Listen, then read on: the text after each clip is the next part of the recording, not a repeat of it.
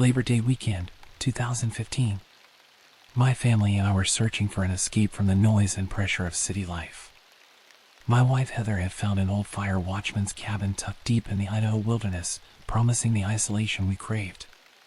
The advertisement boasted pristine forest views, a nearby river, and absolute seclusion, a perfect retreat for our family of 5 plus my mother. The drive took nearly 4 hours from Boise, with the final 2 hours spent navigating increasingly narrow dirt roads. Our GPS signal faded about an hour in, forcing us to rely on printed directions from the rental agency. Our 2 vehicles kicked up dust clouds as we climbed higher into the mountains. In the rearview mirror, I watched my mother's car following close behind, not wanting to lose sight of us in this unfamiliar territory. "Are we lost, Daddy?" asked Tom, my 5-year-old son, from the back seat. He sat between his siblings, Abby, 7, and Ben, 3, all of them growing restless after hours confined in their car seats. "Not lost," I answered, studying a crudely drawn map. "Just taking the scenic route." Heather gave me a skeptical look. "The scenic route involves knowing where we're going, Michael." I forced a reassuring smile. "Trust me, we're close." As we rounded another bend in the endless dirt road, the trees thinned just enough to reveal our destination. The cabin stood along a small plateau, surrounded by dense forest on 3 sides with a steep drop toward the river on the 4th. It was larger than I'd expected, a main structure with a wide porch and 3 smaller outbuildings scattered nearby. Built entirely of darkened logs, it looked like it had been there for decades, perhaps a century, weathering countless mountain winters. I pulled up near the front porch, and my mother parked beside us. The children burst from the vehicle, delighted to stretch their legs after the long journey. Heather stepped out more cautiously, surveying our temporary home with a mixture of appreciation and unease. "It's rustic," she commented, eyes scanning the rough-hewn logs and metal roof. My mother joined us, breathing deeply of the pine-scented air. "It's beautiful out here," Judy remarked. At 62, she remained surprisingly spry, already reaching for bags in the trunk. "So peaceful." The cabin key had been left in a small lockbox attached to the porch railing. Inside, we found a spacious main room with a stone fireplace, a basic kitchen area, and 2 bedrooms, one larger one presumably for Heather and me, and a smaller one with bunk beds for the children. My mother would take the pull-out sofa in the main room. The furniture was sturdy but worn, the floorboards creaked with every step, and the windows were smaller than modern standards, giving the entire space a somewhat claustrophobic feeling despite its size. While Heather organized our food supplies and my mother helped the children settle in, I explored the outbuildings. The first was a basic storage shed filled with firewood and tools. The second contained a generator and some maintenance equipment. The third was locked, with no key provided in our welcome packet. I made a mental note to ask the property manager about it when we returned to civilization. As I walked the perimeter of the property, I noticed how completely isolated we were. The nearest neighbor must have been miles away. The only sounds came from birds, the distant rush of the river below, and the wind through the pines. I should have found it calming, but something about the utter remoteness made me uneasy. I shook off the feeling. We had come here for isolation, after all. Back inside, Heather had prepared a late lunch of sandwiches and chips. "The river looks close," she said, pointing out the window toward the slope. "Maybe we could explore down there after we eat?" The children cheered at the suggestion. Even my mother seemed enthusiastic. "I saw a path leading down from the side of the cabin," she offered. I nodded, pushing aside my lingering discomfort. "Sounds perfect." After lunch, we changed into light clothing suitable for exploring. The September air was warm enough for shorts, and we all wore sandals or water shoes, anticipating wet feet at the river's edge. The path from the cabin down to the water was steeper than it had appeared from above, forcing us to pick our way carefully over exposed roots and loose stones. "Hold Ben's hand, Abby," I instructed my daughter as she bounded ahead. My youngest son struggled to navigate the terrain with his short legs. Tom stayed close to my mother, who descended with careful, measured steps. Heather walked beside me, occasionally steadying herself on my arm. "It's gorgeous here," she whispered, not wanting to disturb the forest's tranquility. The afternoon sun filtered through the pine canopy, casting dappled shadows across our path. In these moments, I understood why we had chosen such a remote location. The beauty was undeniable. After about 10 minutes of careful hiking, the trees thinned and the sound of rushing water grew louder. We emerged onto a wide, pebbly shore, the river flowing clear and fast before us. Mountains rose on the opposite bank, their reflections trembling in the water's surface. "Can we throw rocks?" Tom asked, already scanning the ground for suitable projectiles. "Stay away from the edge," I cautioned. "That current looks strong." The riverbank stretched about 30 yards in either direction before curving out of sight. Small pools had formed along the edges where the current slowed, perfect for the children to splash without risk of being swept away. Soon all 3 kids were giggling and playing, tossing pebbles into the water and competing to make the biggest splash. My mother found a sun-warmed boulder to sit on, smiling as she watched her grandchildren play. Heather and I walked a short distance downstream, enjoying a rare moment of relative privacy. "This was a good idea," she said, squeezing my hand. "The kids needed this." We all did. I nodded, surveying our surroundings. The beauty was undeniable, yet something still felt off. Perhaps it was just the city dweller in me, uncomfortable with true wilderness. I pushed the thought aside and focused on the moment. We rejoined the others, and I crouched beside Tom to help him skip stones across a calm pool. "Watch this, Dad," he exclaimed, throwing a flat rock that bounced twice before sinking. "Great job, buddy," I praised, selecting a stone for my own attempt. That's when I noticed something moving near Abby's feet. At first, I thought it was just a stick floating in the shallow water where she stood. Then it moved against the current. "Abby, step back," I said, trying to keep my voice calm. She looked at me quizzically but obeyed. As I approached her position, I saw another sinuous movement in the water, then another. With mounting horror, I realized what I was seeing: snakes, dozens of them, small but unmistakable, their diamond-patterned backs barely visible above the water's surface. "Everyone freeze," I commanded, my voice tight with controlled panic. Then slowly moved back toward the path. Heather immediately understood the danger. She scooped up Ben, who had been playing nearest to her. "What is it?" my mother asked, rising from her boulder. "Snakes," I said tersely. "Rattlesnakes. They're all around us." Now that I was looking for them, I could see them everywhere, slithering between rocks, coiled in sunny spots, moving through shallow water. The riverbank wasn't just home to a few snakes. We had stumbled upon a major den. "Oh God," Heather whispered, clutching Ben tighter. The toddler, sensing his mother's fear, began to whimper. "Tom, come to me very slowly," I instructed. He stood frozen about 15 feet away, a stone still clutched in his small hand. "Don't run, just walk very carefully." My son's eyes were wide with fear, but he nodded and began to move toward me with exaggerated slowness.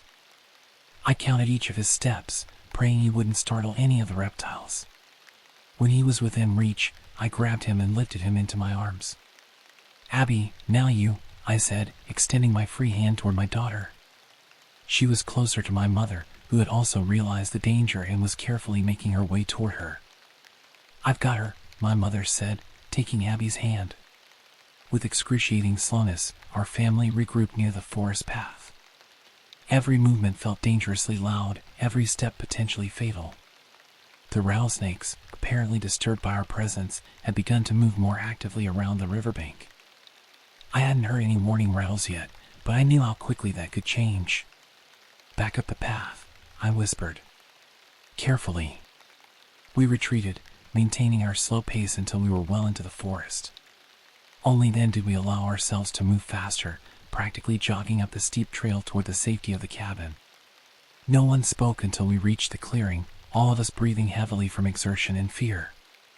"Are they poisonous?" Tom asked, looking up at me with wide eyes. "Very," I answered honestly. Those were western diamondback rattlesnakes. If one had bitten any of us. I didn't finish the sentence. I didn't need to. We all understood what I meant. We were hours from the nearest hospital. A venomous snake bite out here could be fatal. I need to know what we're dealing with, I said after we had all caught our breath. I'm going back down with a container to catch one safely. I need to confirm what species they are. Heather looked alarmed. Is that necessary? Can't we just avoid the river? If there are that many by the water, there could be others around the cabin, I explained. I need to know exactly what we're up against. Despite her protests, I grabbed an empty water bottle and a stick from near the woodpile. I'll be back in 10 minutes. Get everyone inside and start lunch for the kids. As I descended the path alone, I moved with extreme caution, scanning every inch of ground before stepping. The encounter had shaken me more than I wanted to admit. Those snakes hadn't been there by coincidence. We had stumbled into their territory, a gathering place. The question was, how far did their territory extend? When I returned to the cabin 15 minutes later, water bottle in hand containing a small but definitive specimen of a western diamondback rattlesnake, I found my mother waiting anxiously on the porch. The children are inside with Heather, she informed me. She's making them sandwiches to calm everyone down. Did you? She trailed off as I held up the bottle, the young snake coiling defensively inside. Western diamondback, just as I thought. Extremely venomous. We need to be extremely careful while we're here. My mother nodded gravely. Perhaps we should consider leaving early. I shook my head. We've paid for the week, and the drive was exhausting. Let's just be cautious. I'll warn everyone to wear proper shoes, stay on clear paths, and watch where they step. She didn't seem convinced but didn't argue further. Heather suggested we take a short walk while the children eat, just to clear our heads. The idea appealed to me. I needed to assess our surroundings more thoroughly after the snake encounter. I placed the bottle with the captured snake on the porch railing. I would release it far from the cabin before nightfall and join my mother on a walk around the property's perimeter.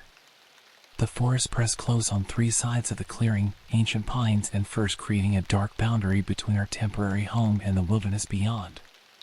We walked in silence for several minutes, both lost in our thoughts, when my mother suddenly grabbed my arm. Did you hear that? She whispered. I stopped, listening intently. At first, I heard nothing unusual, just wind in the trees and distant birdsong. Then came a sound that didn't belong, a low, huffing breath, followed by the snap of breaking branches. Something's moving in the trees, I whispered back. Something big. We stood motionless, straining to locate the source of the sound. A flash of movement caught my eye about 100 yards into the forest, a large, dark shape moving between trees. It was too distant to identify clearly, but the size and motion suggested only one thing: bear. We should get back to the cabin, I murmured, gently tugging my mother's arm. Don't run, just walk steadily. We maintained a calm pace back to the cabin, though I could feel my heart hammering in my chest.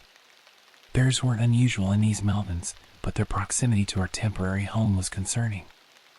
I had checked the cabin for bear-proof garbage containers when we arrived but hadn't found any. We would need to be extremely careful with food waste.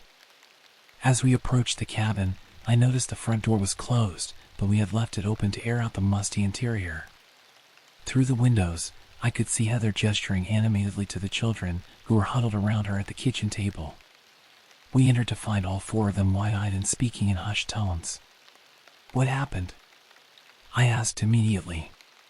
Heather looked up, relief washing over her face. Thank goodness you're back. We saw a bear. We saw one too, in the woods, my mother said. At least, we think it was a bear. This one was definitely a bear, Heather confirmed. We were eating on the porch, and suddenly it appeared at the edge of the clearing, near the path to the river. Tom nodded vigorously. It was huge, Dad. With big teeth.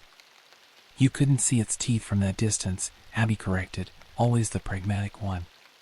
But it was standing up and looking right at us. It made a huffing noise, Heather added. Then it seemed to smell the food.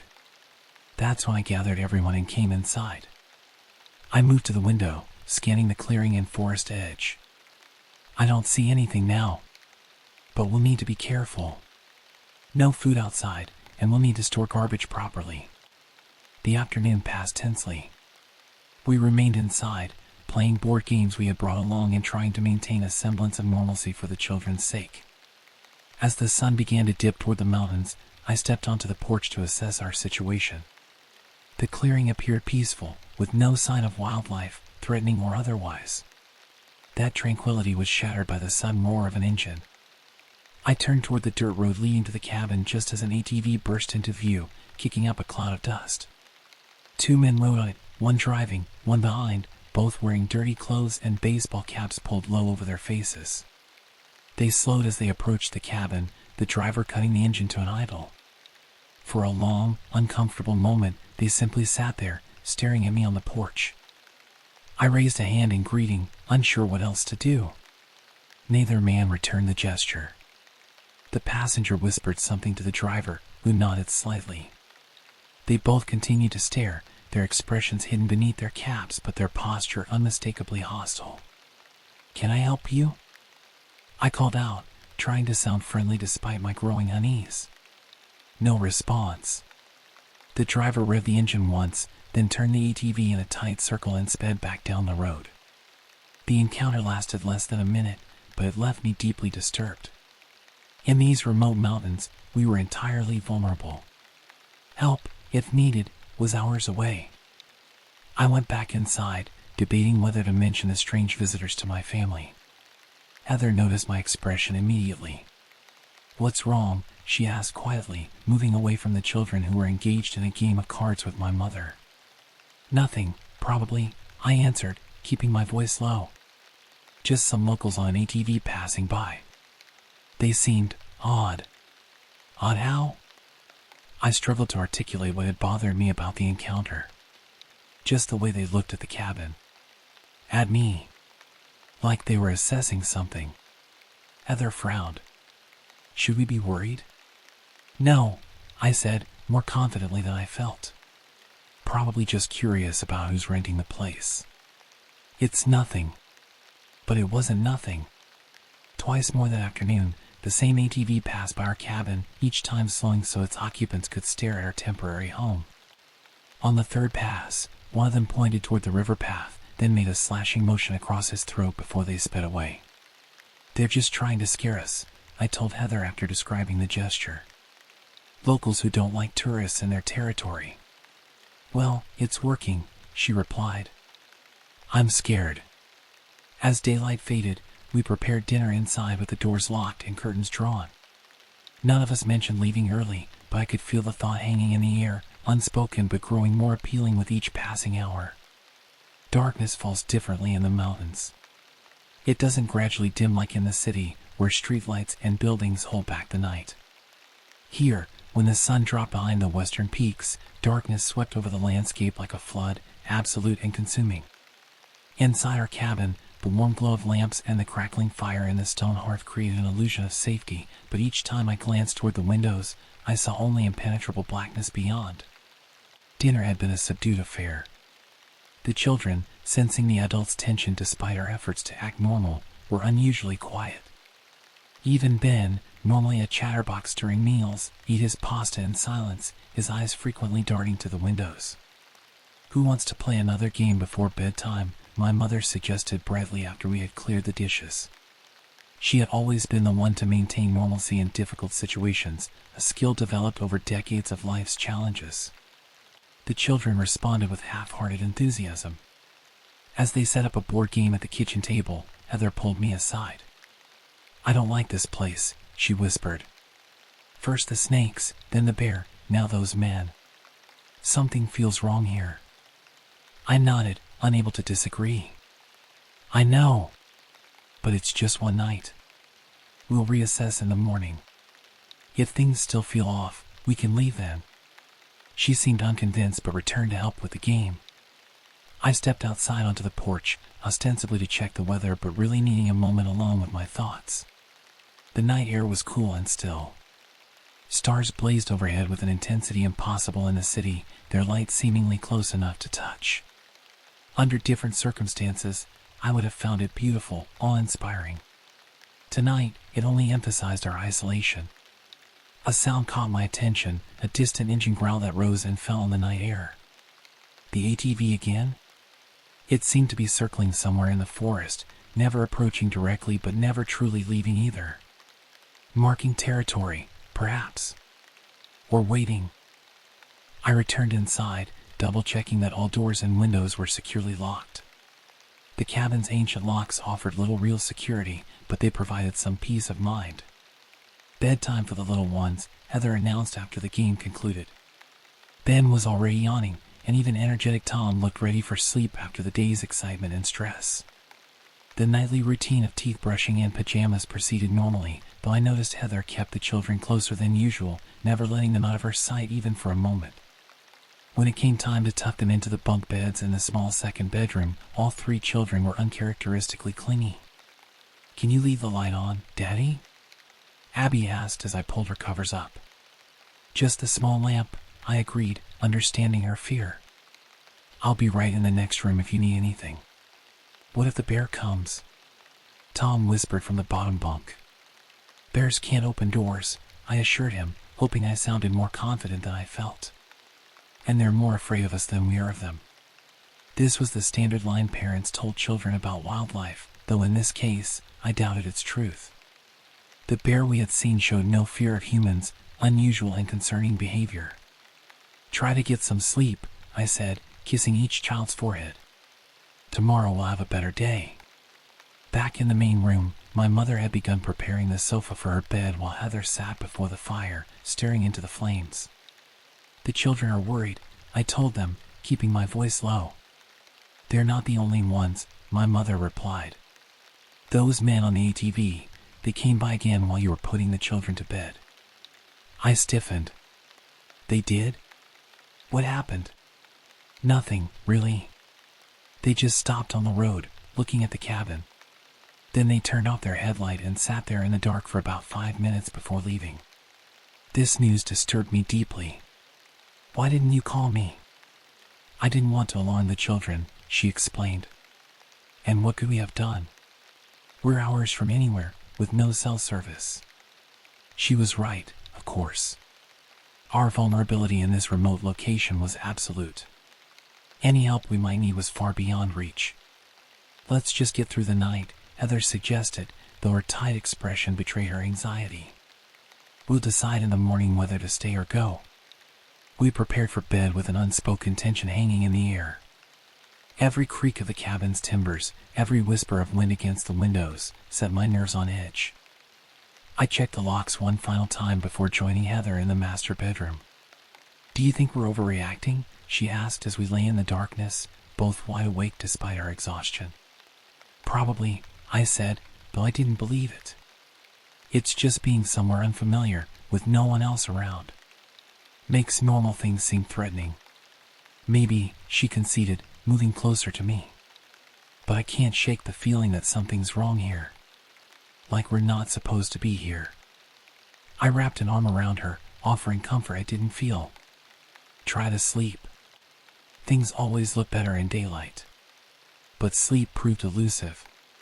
Every sound from the forest, branches scraping against the roof, animals moving in the underbrush, the distant hoot of an owl, jolted me back to alertness. When I did drift off, my dreams were fragmented and anxious, filled with shadowy figures in pursuit. I woke sometime in the deepest part of the night to Heather shaking my shoulder. "Listen," she whispered. I held my breath, straining to hear what had alarmed her. At first, there was nothing, just the familiar creaks of the old cabin. Then I heard it, a slow, deliberate scratching at the cabin wall just outside our bedroom window. It paused, then resumed, moving along the exterior as if searching for a way in. "What is that?" Heather breathed, her fingers digging into my arm. "Probably just a branch," I replied automatically, though I knew no trees stood close enough to touch the cabin. The scratching stopped suddenly, replaced by heavy, shuffling footsteps circling the building. Whatever it wasn't human. The weight and cadence suggested something moving on 4 legs. The bear returning? Or something else entirely? We lay frozen in bed, listening as the creature completed its circuit of the cabin, pausing occasionally as if testing the structure for weaknesses. Eventually, the sounds faded and silence returned, but sleep was impossible now. "I want to leave tomorrow," Heather whispered after several minutes. First thing in the morning. I nodded in the darkness. Agreed. The rest of the night passed in restless half-sleep, both of us alert to every sound from outside. When the first pale light of dawn finally appeared at the window, I felt a profound relief, as if we had survived some unspoken threat. Morning arrived with deceptive tranquility. Sunlight streamed through the bedroom window, illuminating dust motes dancing in the air. For a brief, disoriented moment, I forgot the tensions of the previous day and night. Then reality rushed back, and with it, the decision we had made in the darkness. We should start packing after breakfast, I murmured to Heather, who was already awake beside me. We can be back in Boise by afternoon. She nodded, relief evident in her expression. I'll start gathering the children's things while you make breakfast. In the main room, we found my mother already up, heating water for coffee on the old stove. Rough night? She asked, noting our exhausted appearance. Something was outside the cabin, I explained quietly, not wanting to wake the children yet. Circling, scratching at the walls. She nodded, unsurprised. I heard it too. And something else, voices, I think. Whispering, just at the edge of hearing. This detail unsettled me. My mother had always been practical to a fault, never one for imagination or embellishment. If she said she heard voices, she heard something. We're leaving today, Heather informed her. As soon as we can get packed. Good, my mother replied simply. This place, it doesn't want us here. Her phrasing struck me as odd, but before I could ask what she meant, Tom appeared in the doorway of the children's bedroom, rubbing sleep from his eyes. Morning, buddy, I greeted him, forcing cheerfulness into my voice. How did you sleep? There were noises, he said matter-of-factly. Like animals, but bigger. I exchanged glances with Heather. Children often perceive things adults missed or dismissed. Well, we're going to have breakfast and then head home today. Is that okay? Tom nodded, seeming relieved. Can I help make pancakes? The morning proceeded with a forced normalcy. We prepared a hearty breakfast, allowing the children to help mix batter and set the table. Abby and Ben joined us, both unusually subdued but brightening somewhat at the prospect of pancakes with syrup. None of the children objected when we told them we'd be cutting our trip short. After breakfast, we began systematically packing our belongings. The task was oddly comforting in its mundanity, folding clothes, gathering toiletries, collecting the board games and books we had brought for entertainment. The cabin gradually returned to its impersonal state, erasing the brief evidence of our presence. Tom was particularly helpful, eagerly carrying small bags to stack by the door and checking under furniture for forgotten items. His energy seemed normal, his color good, his spirits high despite the abbreviated vacation. Nothing in his behavior suggested what was about to happen. We were nearly finished packing, with Heather doing a final sweep of the bedrooms, when Tom suddenly stopped in the middle of the main room. He swayed slightly, then looked up at me with confusion in his eyes. Daddy, he said, his voice oddly faint. I don't feel good. Before I could reach him, his legs buckled. I lunged forward, catching him before he hit the floor. His skin, which had been normal minutes before, now burned against mine. He's burning up, I called to Heather, who rushed into the room. Feel his forehead. She pressed her hand to her son's face, alarm flooding her expression. He's on fire. Tom, can you hear me? Tom's eyes had gone glassy, his focus drifting somewhere beyond us. His lips moved, but no sound emerged. Most terrifying of all, a slight froth had begun to form at the corners of his mouth. We need to get him to a hospital, my mother stated, already gathering the remaining bags. Now. I carried Tom to the sofa while Heather ran for the thermometer in our first aid kit. When she returned, her hands trembled as she placed it in his ear. 103.2, she read, her voice tight with panic. It's rising fast. He was fine 5 minutes ago. The abruptness of Tom's collapse was the most frightening aspect. He hadn't complained of feeling unwell, hadn't shown any symptoms of an approaching illness. One moment he was helping pack, energetic and normal, the next, He lay semi-conscious, burning with fever, unresponsive to our voices. Could it be a reaction to a snake bite? My mother suggested, but we had seen no evidence of a bite on his exposed skin. Or some kind of mountain virus, Heather added desperately. Michael, what do we do? The decision was simple. We leave immediately. The nearest hospital is in Grangeville, about 3 hours from here. I scooped Tom into my arms, alarmed at the heat radiating from his small body. Finish loading the cars. We need to go now. Within minutes, we had thrown the remaining bags into the vehicles. Heather would drive our car with Tom and Ben. I would take my mother's car with Abby. This arrangement would allow Heather to focus on Tom during the journey while I led the way, hopefully remembering the confusing series of unmarked dirt roads that had brought us here. The sky had darkened considerably while we packed, though it was barely noon. Heavy clouds hung low over the mountains, promising rain and complicating our departure. As I loaded the last bag into my mother's trunk, fat droplets began to fall, quickly intensifying to a steady downpour. Perfect, I muttered, surveying the rapidly deteriorating conditions. The dirt road would soon become mud, challenging to navigate even in our SUVs. I helped Heather secure Tom in the back seat of our vehicle.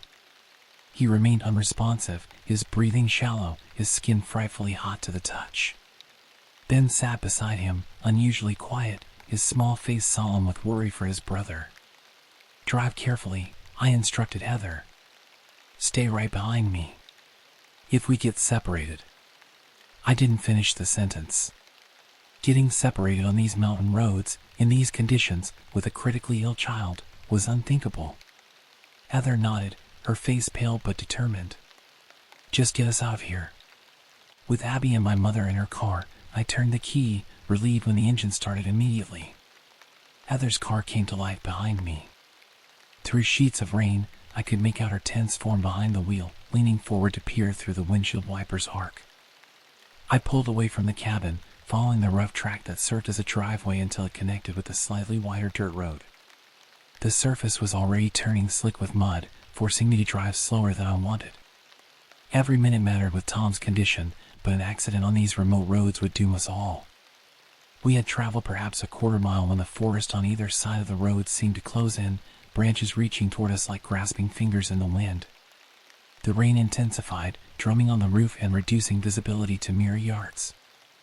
I gripped the steering wheel tighter, focusing on keeping the car centered on what remained of the visible track. In the rearview mirror, I could see Heather's headlights following, though the distance between us had grown slightly. I slowed further, allowing her to catch up. We needed to stay together, especially now, with night seemingly falling in the middle of the day. As we rounded a bend in the road, my headlights illuminated something that made my heart stop, the ATV from the previous day, parked sideways across the narrow road, blocking our passage completely. Its 2 riders stood beside it, rain-soaked but seemingly unconcerned, watching our approach with expressionless faces. I slammed on the brakes, the car sliding slightly before catching on the muddy surface. Behind me, Heather's vehicle did the same. What is it? My mother asked, leaning forward to peer through the rain-streaked windshield. Trouble, I answered grimly. Stay in the car. Lock the doors if I get out. I inched the vehicle forward until we were perhaps 20 feet from the blockade. Close enough to communicate, far enough to react if necessary. I lowered my window slightly, rain immediately spattering inside. We need to get through, I called out. We have a medical emergency. Neither man responded. They stood motionless in the downpour, their faces shadowed beneath dripping cap brims. My son is sick, I tried again, desperation edging into my voice. He needs a hospital. Please move your vehicle. One of the men finally stepped forward, stopping just beyond my headlight beams. You shouldn't be here, he said, his voice barely audible above the rain. This place isn't for your kind. The statement was so bizarre, so unexpected, that for a moment I couldn't formulate a response. We're leaving, I finally managed. That's what we're trying to do. My son needs medical attention. Too late for that, the second man called. The mountains already got him. I felt a cold that had nothing to do with the rain. These men weren't just hostile locals, There was something deeply wrong about them, about this entire situation. "Please," I said, hating the pleading note in my voice but desperate to get Tom to help. "Just let us pass." The first man stepped closer, his features becoming visible for the first time. His face was gaunt, weathered beyond age, his eyes unnaturally pale against his mud-splattered skin. "You brought it on yourselves," he said, "coming here uninvited. The mountain doesn't like strangers." Behind me, Heather honked briefly, a sound of impatience and fear. I glanced in the rearview mirror and saw her gesturing urgently. Tom's condition must be worsening. I made a split-second decision. Turning to my mother and Abby, I ordered, "Seatbelts tight. Hold on." Then I shifted into drive, pressed the accelerator, and swerved toward the narrow gap between the ATV and the trees.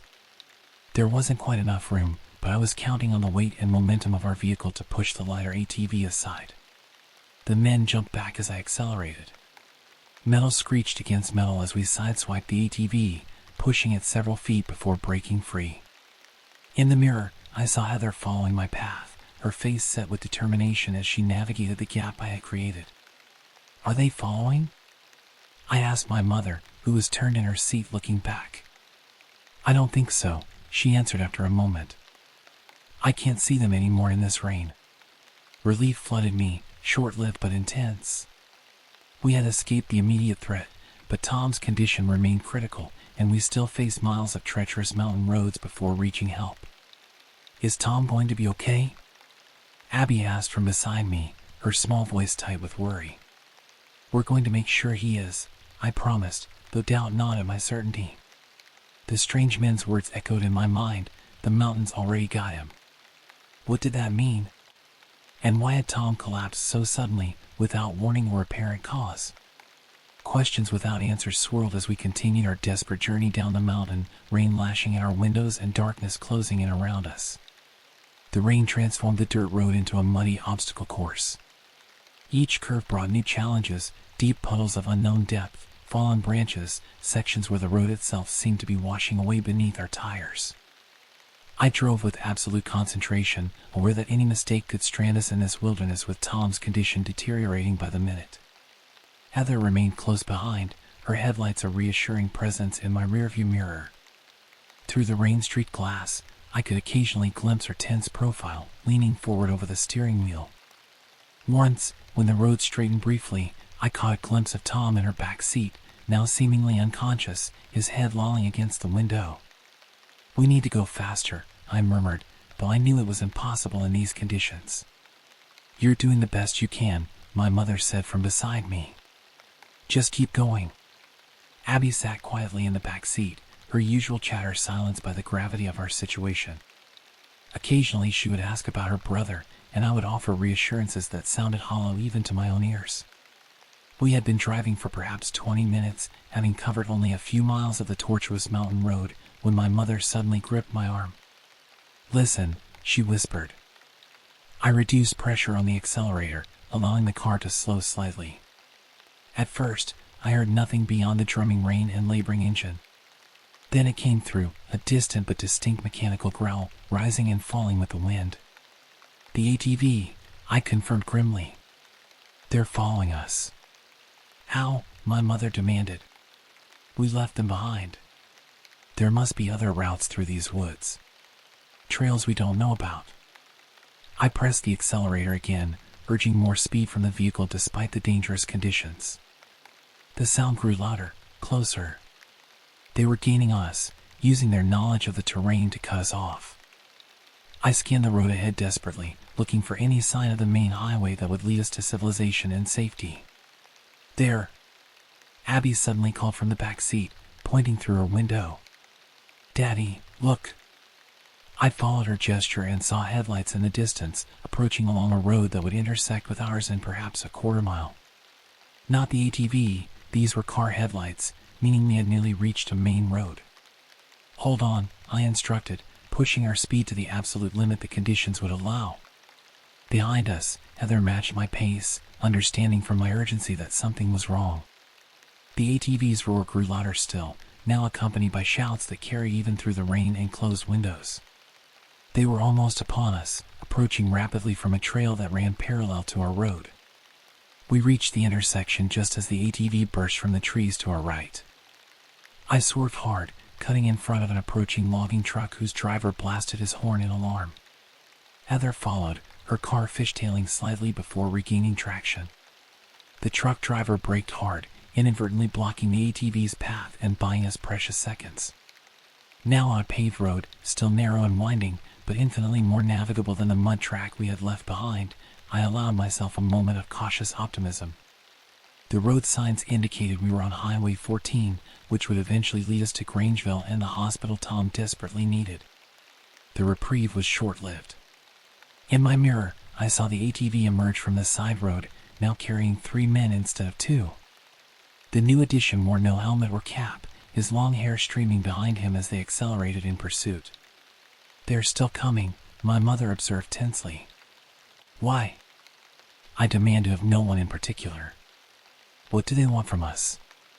The question hung unanswered as I focused on maintaining our lead. The highway curved and twisted through the mountains, each bend revealing new stretches of rain-slick asphalt. Our speed was dangerous but necessary, the growing distance between us and our pursuers worth the risk. After several more miles, the ATV's headlight finally disappeared from my mirrors. Whether they had given up or simply fallen too far behind to be visible, I couldn't be sure. Still, I maintained our pace, unwilling to take chances with Tom's life hanging in the balance. Heather flashed her lights and honked briefly, catching my attention. When I checked the mirror again, I saw her gesturing urgently, pointing to the side of the road. Understanding, I slowed and pulled onto the narrow shoulder, Heather following suit. I rushed to her car, rain soaking me instantly.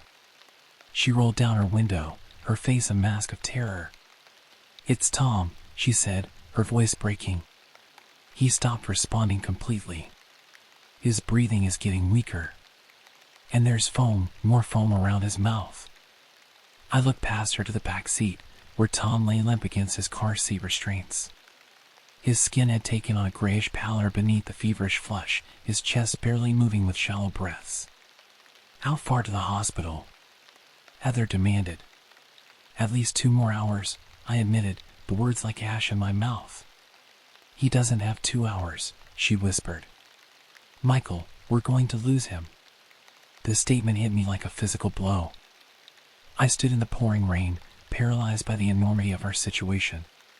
My son was dying before our eyes, and we were still deep in the wilderness, too far from help, pursued by strangers with unknown intentions.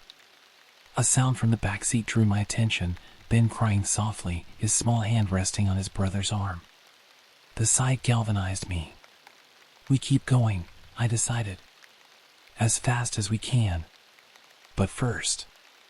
I returned to my mother's car and retrieved the water bottle containing the captured rattlesnake. If Tom's condition was caused by a bite we somehow missed, having the specimen might help doctors identify the correct antivenom. Back at our vehicle, I handed the bottle to Heather. "Keep this. It might help the doctors." She nodded, placing it in the cup holder. As I turned to return to my car, a strange thing happened. Tom, who had been completely unresponsive, suddenly stirred.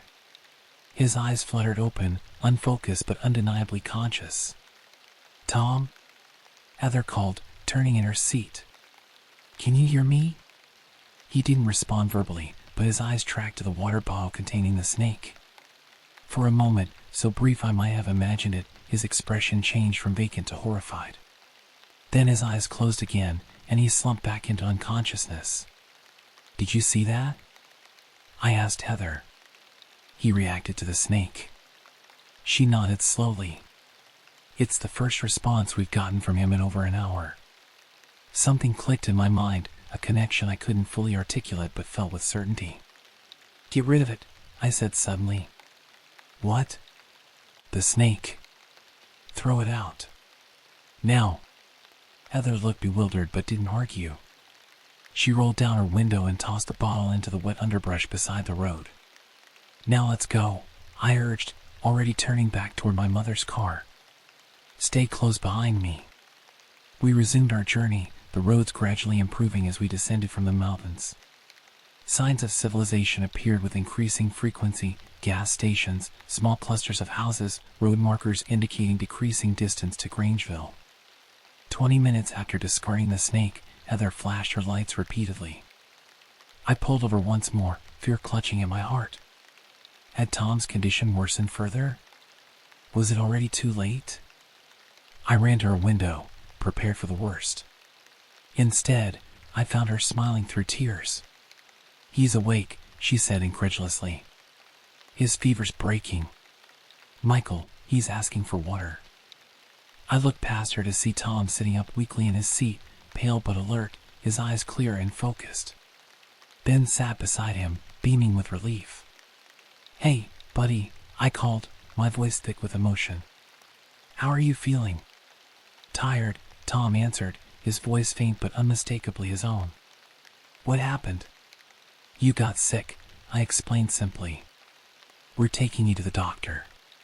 He nodded, accepting this explanation with a child's trust. "Can we go home after?" "Absolutely," I promised. "We're going home as soon as possible." I returned to my car in a daze of confusion and relief. Tom's recovery was as sudden and inexplicable as his illness had been. The timing, immediately after discarding the captured snake, seemed too significant to be coincidence, yet I couldn't rationalize how the two events could be connected. "He's better?" my mother asked as I slid back behind the wheel. "Remarkably so," I confirmed. "His fever's breaking, he's conscious and coherent." She nodded, unsurprised. It was that snake. Having it with us, it was wrong somehow. I glanced at her, startled by how closely her thoughts mirrored my own irrational conclusion. "That doesn't make sense." "Neither does a healthy child collapsing with a life-threatening fever that disappears the moment you throw away a snake," she countered. I had no response to that. Instead, I started the car and pulled back onto the highway, now driving at a more reasonable pace. The rain had lightened to a drizzle, and the sky ahead showed patches of clearing. We continued toward Grangeville, still intent on having Tom examined by medical professionals despite his apparent recovery. The forest thinned as we descended, the oppressive closeness of the wilderness giving way to open meadows and farmland. With each mile, the strange events at the cabin seemed more distant, more dreamlike. Yet the relief I felt at Tom's recovery was tempered by lingering questions and an unshakable sense that we had narrowly escaped something much worse than we understood. The emergency room doctors were baffled by our story. Tom, who sat on the examination table looking tired but otherwise normal, showed no clinical signs of the terrifying symptoms we described. His temperature was slightly elevated, 99.2 degrees, but nowhere near the dangerous fever that had rendered him unconscious hours earlier. "And you say this came on suddenly?" the attending physician asked, reviewing the notes on his clipboard. "No symptoms beforehand?" "None," Heather confirmed. "He was perfectly fine, helping us pack the car, and then he just collapsed." The doctor performed a thorough examination, checking Tom's reflexes, pupil response, and vital signs.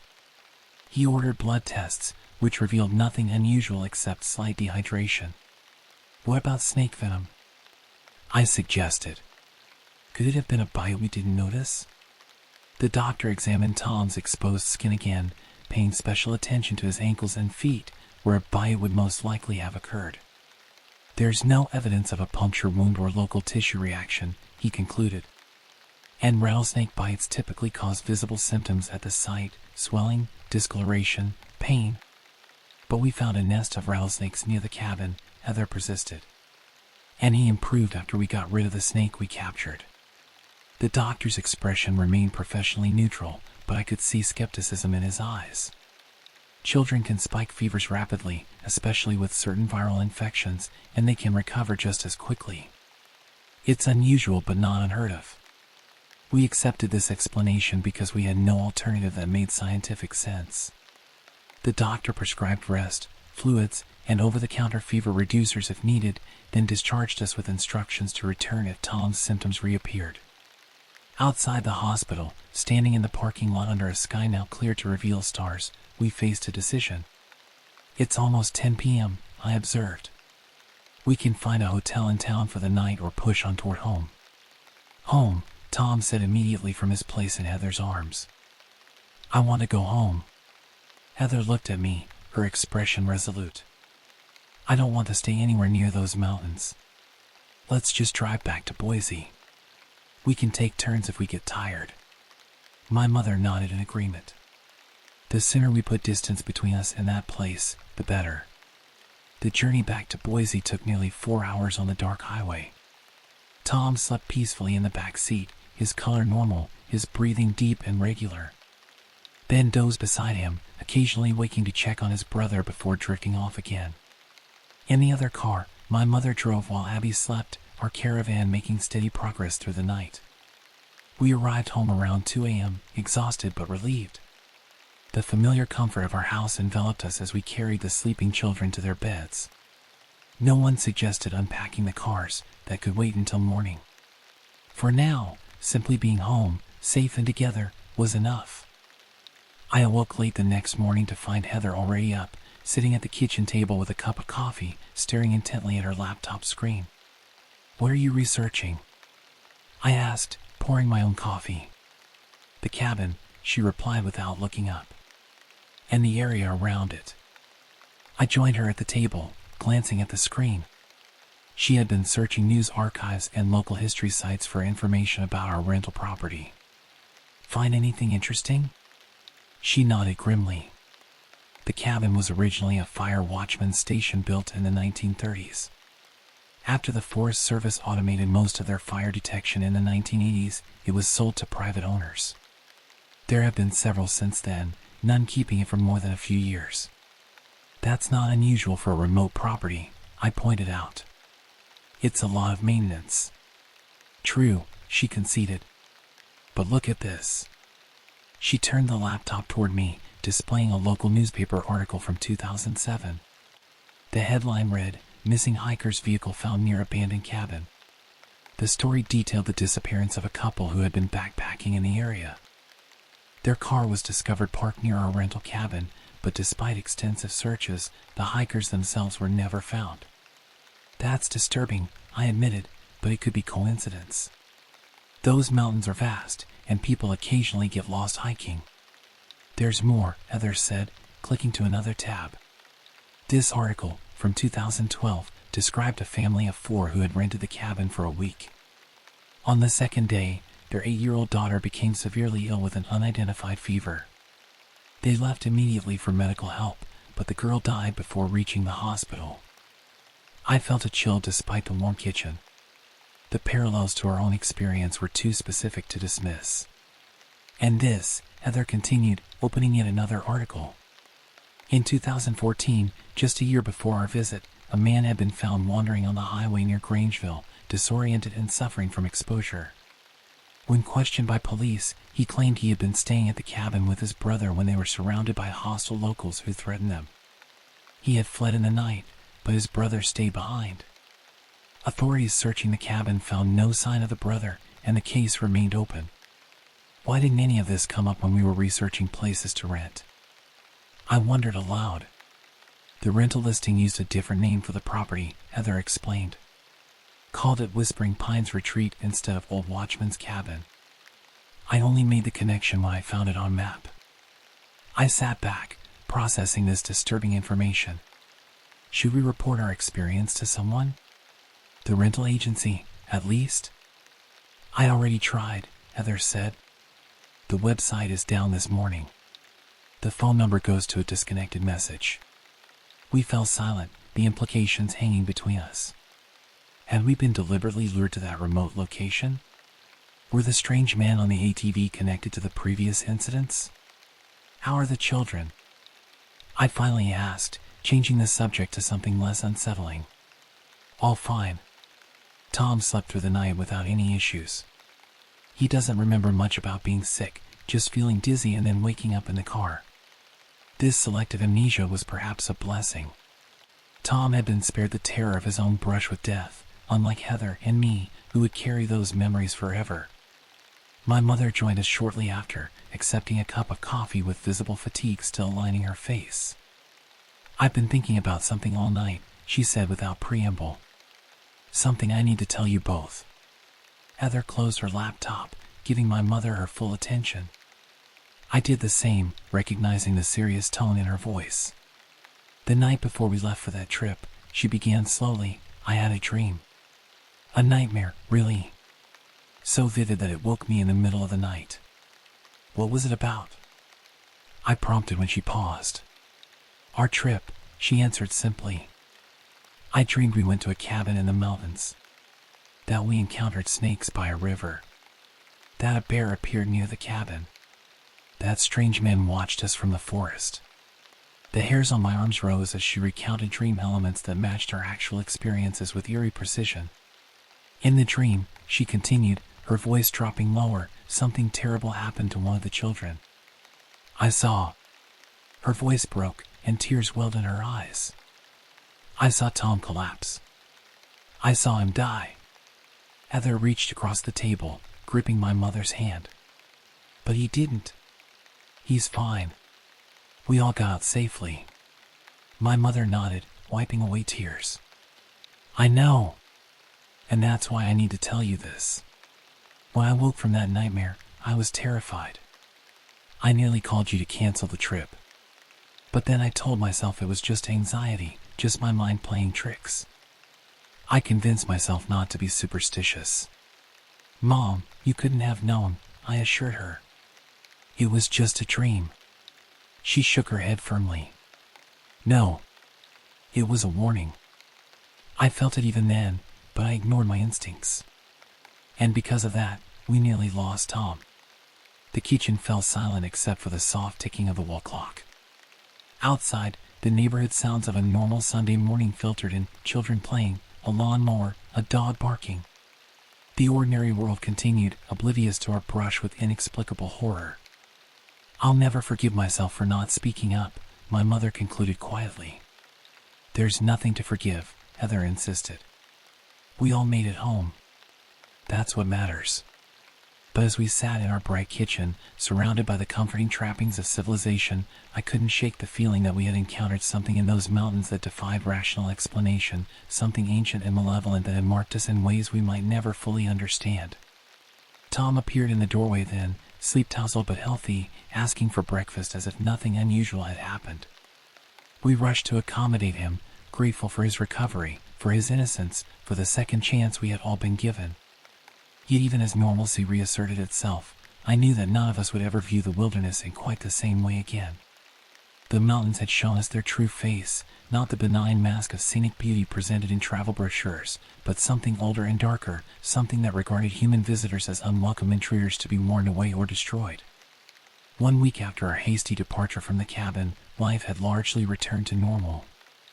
The children were back in school, Heather and I had resumed our work routines, and the physical evidence of our aborted vacation, the hastily packed bags, the unused hiking equipment, had been properly stored away. Yet beneath this veneer of normalcy, something had fundamentally changed. I found myself starting awake in the middle of the night, certain I had heard heavy footsteps circling our suburban home. Heather developed a habit of checking on the children multiple times before bed, standing in their doorways watching them breathe. My mother called daily, her conversations filled with oblique references to premonitions and warnings she now felt compelled to share, however trivial. We were changed, all of us, marked by an experience we could neither fully explain nor entirely dismiss. 10 days after our return, I received a phone call from an unfamiliar number with a Grangeville area code. Curious and slightly apprehensive, I answered. "Is this Michael Wilson?" a man's voice asked. "The one who stayed at Watchman's cabin recently?" I tensed immediately. "Who's asking?" "My name is Howard Green. I'm a deputy sheriff in Idaho County. We're following up on some reports about activity in that area."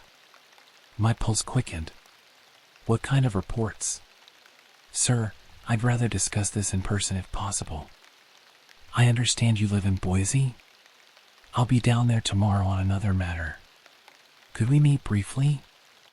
I agreed, arranging to meet the deputy at a coffee shop near my office during lunch the following day. After hanging up, I immediately called Heather to relay the conversation. "Do you think it's legitimate?" she asked, concern evident in her voice. "A real deputy?" "I'll verify before meeting him," I assured her. "But if it is, maybe we'll finally get some answers."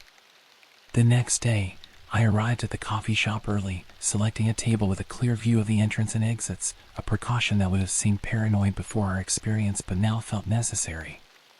Deputy Green arrived precisely on time, easily identifiable in his tan uniform with Idaho County Sheriff's Department patches clearly visible. He was older than I had expected, perhaps in his late 50s, with withered skin and gray hair cut military short. After introducing himself and showing credentials that appeared genuine, he ordered coffee and got straight to business. "We've had reports of men on ATVs harassing visitors in the National Forest," he explained, specifically targeting people staying at or near the old fire watchman's station. "That matches our experience," I confirmed, describing the men who had repeatedly circled our cabin and later blocked our escape route. Green nodded, taking notes. "Did they identify themselves or make specific threats?" I recounted the bizarre exchange on the rain-soaked road, their claim that the mountain doesn't like strangers, and the ominous statement that it was too late for Tom. The deputy's expression remained professional, but I noted a tightening around his eyes. "Mr. Wilson, I've been with the department for 23 years.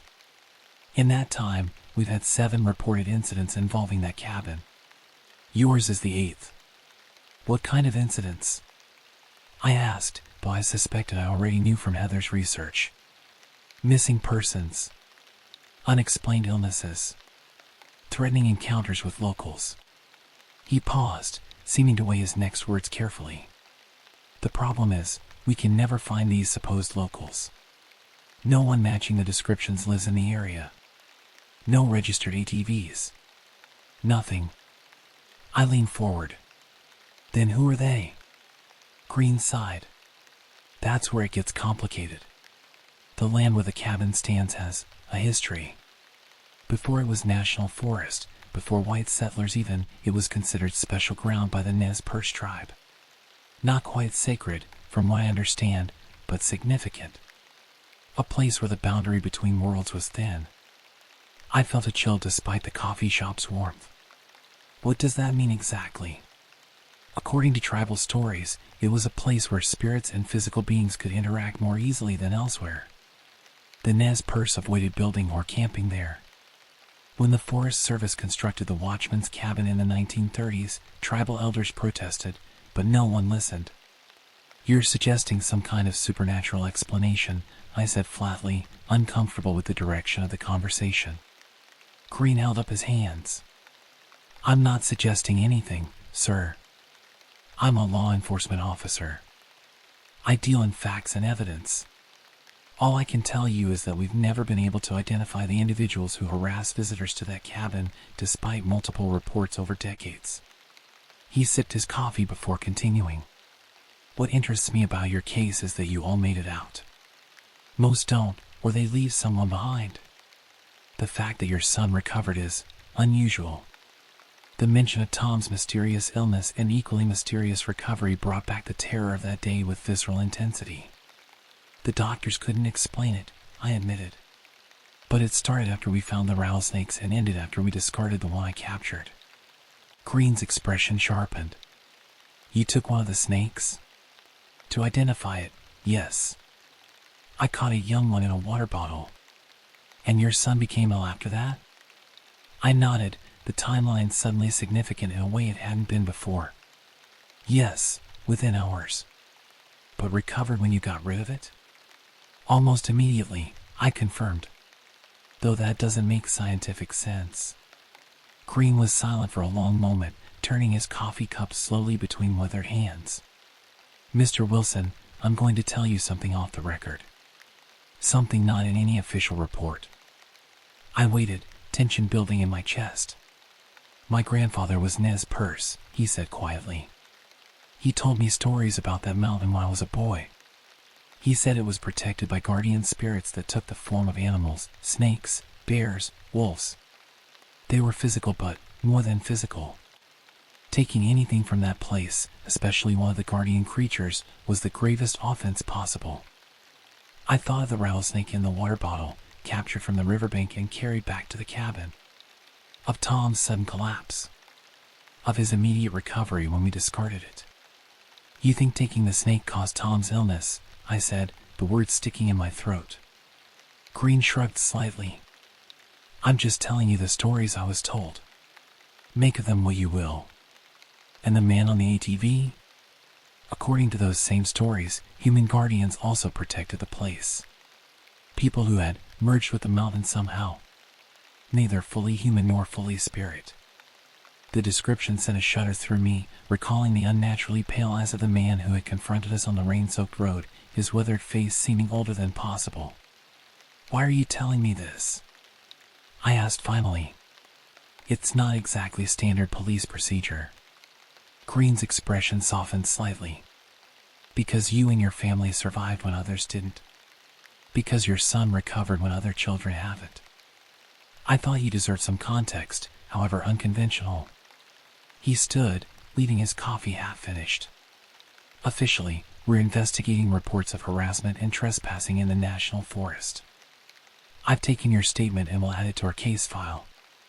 He extended his hand, which I shook automatically, still processing his revelations. One last thing, he added, his voice lowered. The rental listing for that cabin keeps reappearing under different names, different agencies. We shut it down when we can, but it always comes back. I'd appreciate if you'd warn people if you see it advertised. Of course, I agreed. But why doesn't the Forest Service simply demolish the cabin if it's so problematic? Green's expression turned grim. They've tried. 3 separate demolition crews have refused to complete the job, citing equipment failures, worker illness, and in one case, a worker who disappeared overnight from the site. Eventually, they just stopped trying. With that disturbing information, he left, his official demeanor firmly back in place as he exited the coffee shop.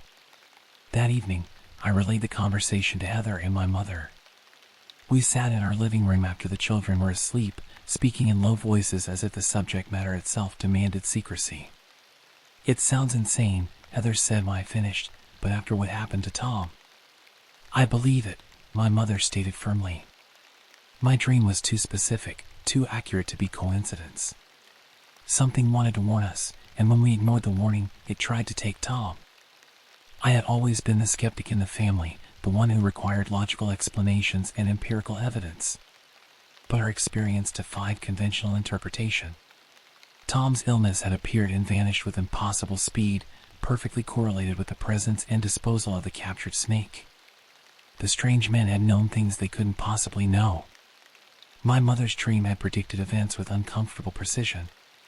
Whether we believe in guardian spirits or not, I said finally, I think we can all agree on one thing: we were lucky to escape with our lives. Heather nodded, reaching for my hand. Whatever was there, it let us go. Maybe because we returned what we took. Or maybe because we left when we were warned, my mother suggested. Unlike others who might have stayed too long. That night, after Heather had fallen asleep beside me, I lay awake thinking about boundaries, not just the physical boundaries between wilderness and civilization, but the boundaries between what we understand and what we don't. Between the world as science describes it and the world as it might actually be. I thought of the old watchman's cabin, standing alone on its mountain plateau, surrounded by ancient forest. I wondered who might be renting it now, unsuspecting, unwarned. Whether they would notice the rattlesnakes by the river, the bear watching from the tree line, the strange men circling on their ATV. Whether they would recognize the warnings for what they were, or dismiss them as we initially had. Whether they would escape with their lives, or join the growing list of those who entered that thin place between worlds and never fully returned. And I knew, with absolute certainty, that our family would never again venture into remote wilderness. The mountains had shown us their true nature, not as a playground for human recreation, but as an ancient power with its own rules, its own guardians, its own methods of enforcement. Some places do not welcome human intrusion. Some boundaries are not meant to be crossed. Some warnings should never be ignored. This is what I learned on Labor Day weekend, 2015, in the shadow of a mountain that does not forgive trespassers. This is the story I will tell my children when they are old enough to understand, to ensure that long after I am gone, they will remember, respect the wild places, heed their warnings, and never, ever take what isn't freely offered. Because sometimes, the greatest danger in the wilderness isn't getting lost. It's being found.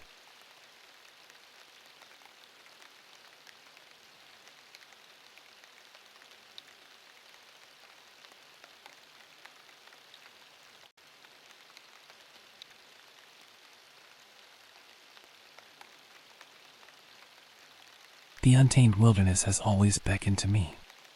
Not the sanitized version presented in glossy travel magazines or the carefully controlled environments of popular game reserves, but the raw, unfiltered wildness where nature still holds dominion.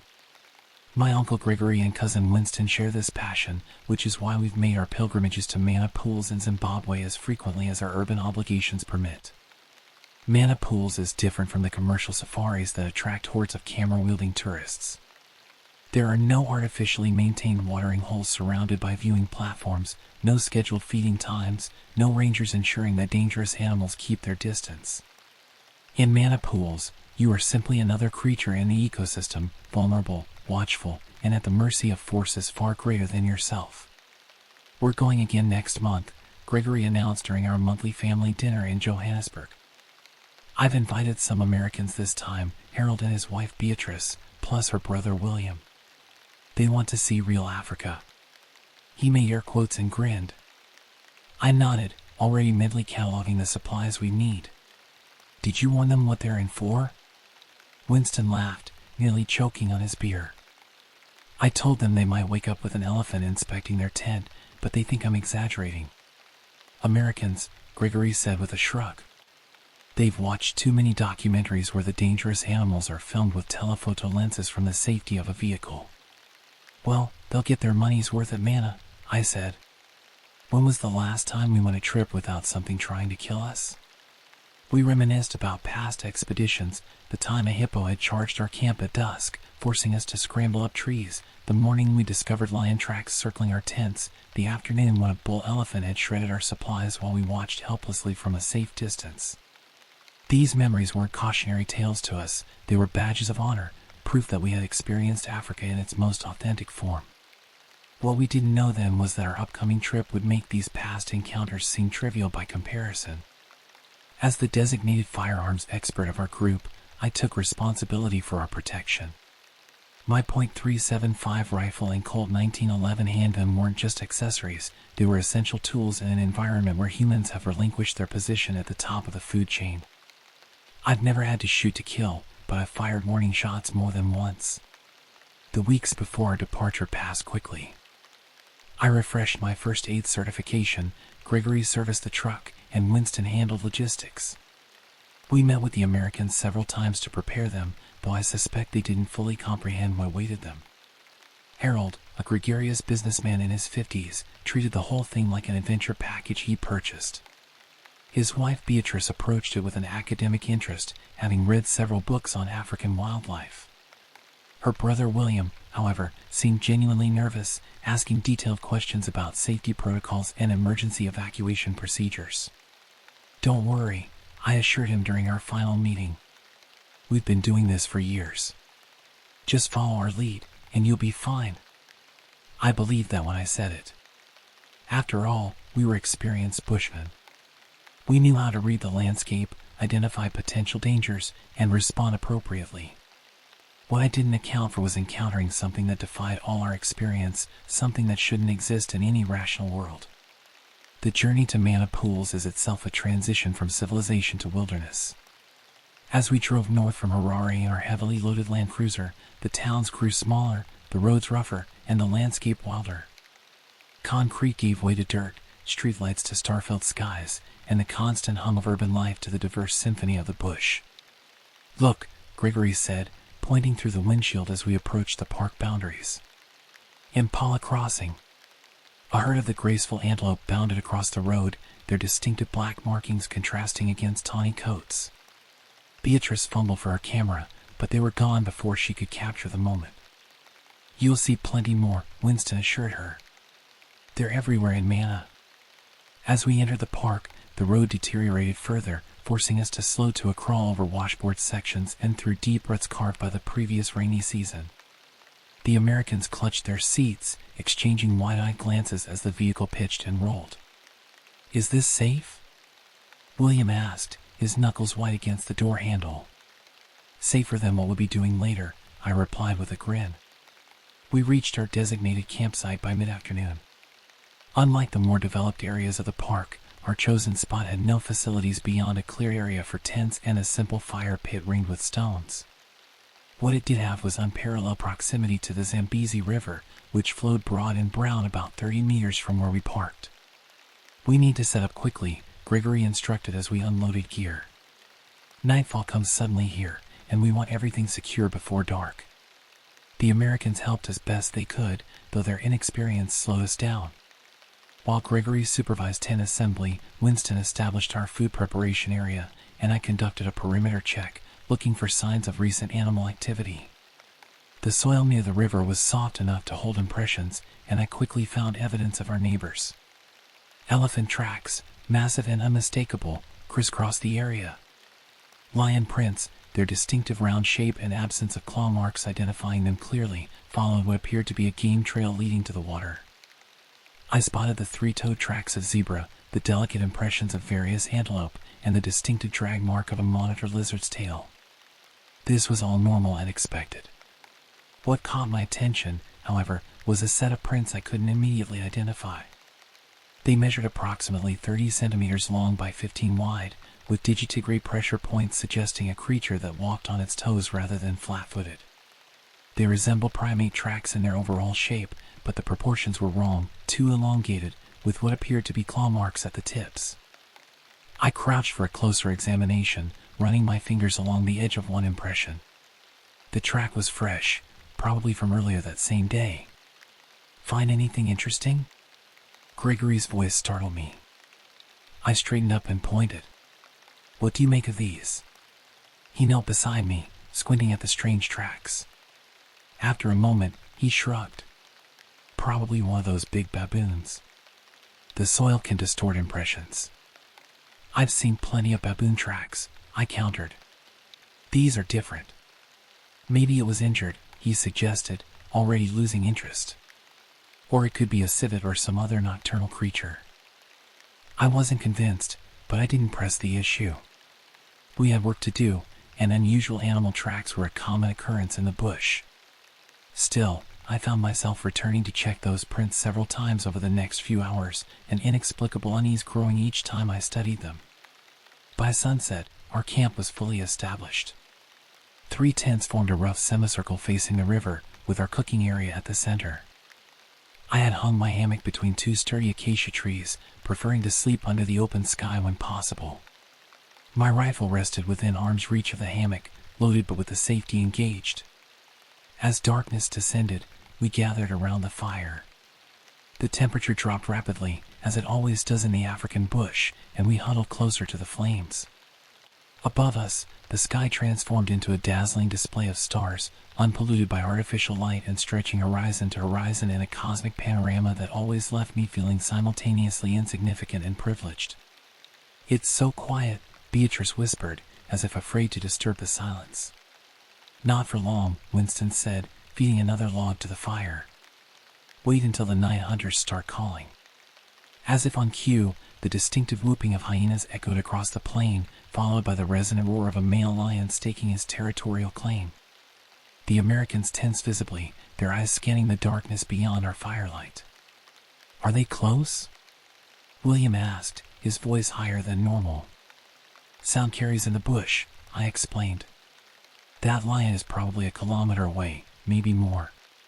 But we'll keep the fire going through the night just to be safe." We shared a meal of grilled boerewors sausage and bush bread, accompanied by cold beer from our solar-powered cooler. As we ate, Gregory entertained our guests with tales from previous expeditions, some embellished for dramatic effect, but most terrifyingly accurate. I found my attention drifting repeatedly to the darkness beyond our circle of light. Something felt wrong tonight, though I couldn't articulate what. The usual night sounds were present, insects buzzing, the occasional splash from the river as fish jumped or crocodiles moved, distant animal calls. Yet something seemed off balance, as if the normal rhythm of the bush had been disrupted by an unnatural presence. "You're jumpy tonight," Winston observed quietly when the others were engaged in conversation. "Just being cautious," I replied, but we both knew it was more than that. Winston and I had grown up together, spending countless nights in the wilderness. We could read each other as easily as tracking spoor in wet sand. "Those tracks bothering you?" I nodded. "Something's not right. I can feel it." Winston didn't dismiss my concern. In the bush, intuition often means survival. We'll take shifts tonight. I'll wake you at 2. I agreed, grateful for his understanding without explanation. As our American guests retired to their tents, expressing a mixture of excitement and trepidation about sleeping in such wild surroundings, I performed one last check of our perimeter. The tracks I'd found earlier were now partially obscured by our own footprints, but still discernible. In the beam of my flashlight, they seemed even more unnatural than they had in daylight, the splayed toes too articulated for an animal, the stance too wide for a normal human. A breeze whispered through the acacia thorns, carrying a scent I couldn't identify, musky, pungent, and vaguely rotten, like meat left too long in the sun. I raised my head, nostrils flaring as I tried to pinpoint its direction, but it was gone as quickly as it had come. That night, as I lay in my hammock staring up at the stars, rifle resting across my chest, I couldn't shake the feeling that we were being watched, not by the familiar predators of the African bush, but by something else, something that had no place in the natural order of things. The rising sun painted the eastern horizon in vivid hues of orange and gold, casting long shadows across our campsite. I had slept fitfully despite Winston's vigilance during his watch, plagued by half-remembered dreams of movement just beyond the firelight. Coffee? Gregory offered, already heating water over the rekindled fire. I nodded gratefully, accepting the steaming mug. Anything happened during your watch? Just the usual. Hippos grunting in the river. Hyenas passed by about 100 meters out, but they weren't interested in us. He paused, studying my face. You look like hell. Didn't sleep well, I admitted. Our American guests emerged from their tents one by one, bleary-eyed but animated. They had survived their first night in the African bush, and their relief was palpable. I heard animals moving around all night, Harold said, accepting a cup of coffee. Something large brushed against our tent at one point. Probably a buffalo, Gregory replied. They often come through the campsite. As long as you stay quiet inside your tent, they'll ignore you. After breakfast, I suggested we explore our immediate surroundings to familiarize ourselves with the terrain. The Americans readily agreed, eager to experience the wilderness up close. Stay close together, I instructed as we set out, rifle slung over my shoulder. Don't wander off, and if I raise my hand like this, I demonstrated a flat-palmed halt signal, freeze immediately and wait for instructions. We followed the riverbank downstream, moving slowly and quietly. The Zambezi stretched wide before us, its surface glittering in the morning sun. Hippos wallowed in the deeper channels, only their eyes, ears, and nostrils visible above the waterline. On the opposite shore, a herd of elephants drank, their massive gray forms reflected in the still water near the bank. This is incredible, Beatrice whispered, her camera clicking constantly. I've never felt so immersed in nature. I smiled, understanding her sentiment. Despite my unease from the night before, the African bush still held its magic. We were witnesses to scenes that had played out for millennia, part of an ancient cycle of life and death that continued regardless of human presence.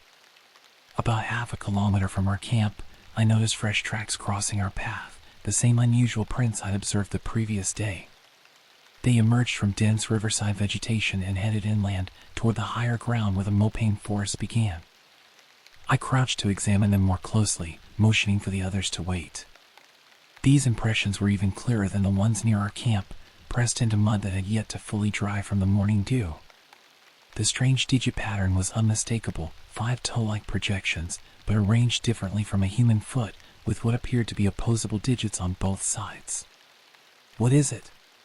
Harold asked, peering over my shoulder. I hesitated, reluctant to voice my growing suspicion that these weren't from any animal I recognized. Not sure. Some kind of primate, maybe? Gregory joined us, frowning at the tracks. Still thinking about these, are you? They're everywhere, I pointed out. And they're fresh. Winston, who had been scanning the tree line, spoke without turning around. There's something else, too. Listen. We fell silent. At first, I heard only the ambient sounds of the bush, water lapping at the riverbank, birds calling, the distant rumble of hippos. Then I noticed what Winston had already perceived, absence. The normal chatter of vervet monkeys that should have filled the canopy was conspicuously missing. The warning calls of francolin birds had gone quiet. Even the cicadas had ceased their constant drone. "The bush is too quiet," I murmured. "What does that mean?" William asked, his earlier nervousness returning. "It means something has disturbed the natural order," Winston explained. "Predator presence, usually." "Lion? Leopard?" Harold suggested. I shook my head slowly. Wildlife adapts to normal predators. This is different. Everything's gone silent. As if to punctuate my statement, a low, resonant sound drifted through the trees, not quite a growl, not quite a moan, but something between the two, with a quality that raised the hair on my arms. "What was that?" Beatrice whispered, instinctively moving closer to her husband.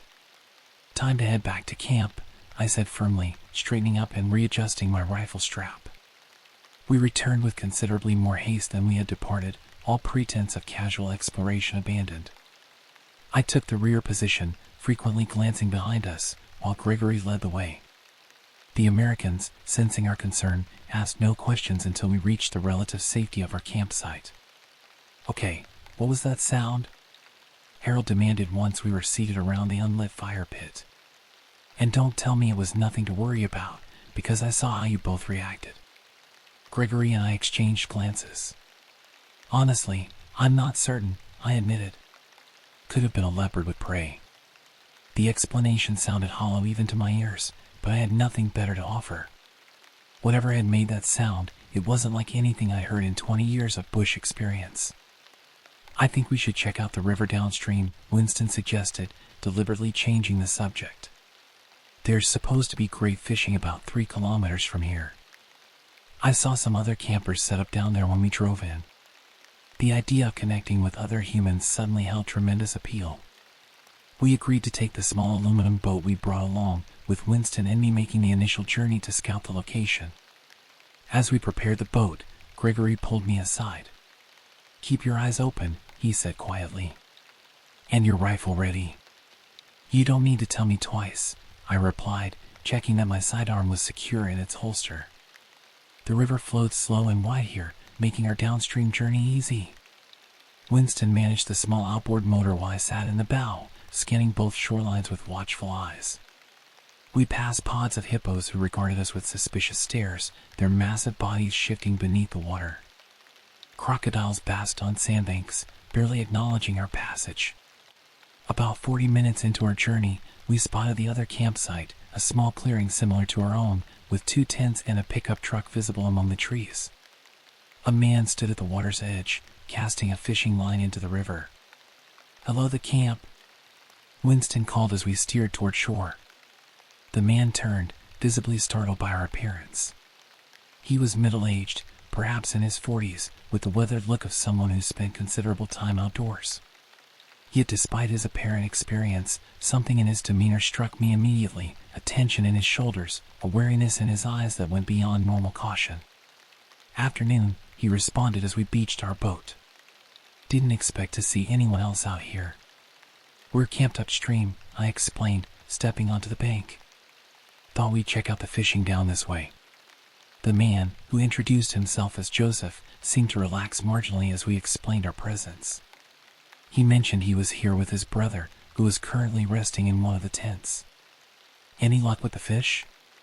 Winston asked, gesturing toward the river. Joseph shook his head.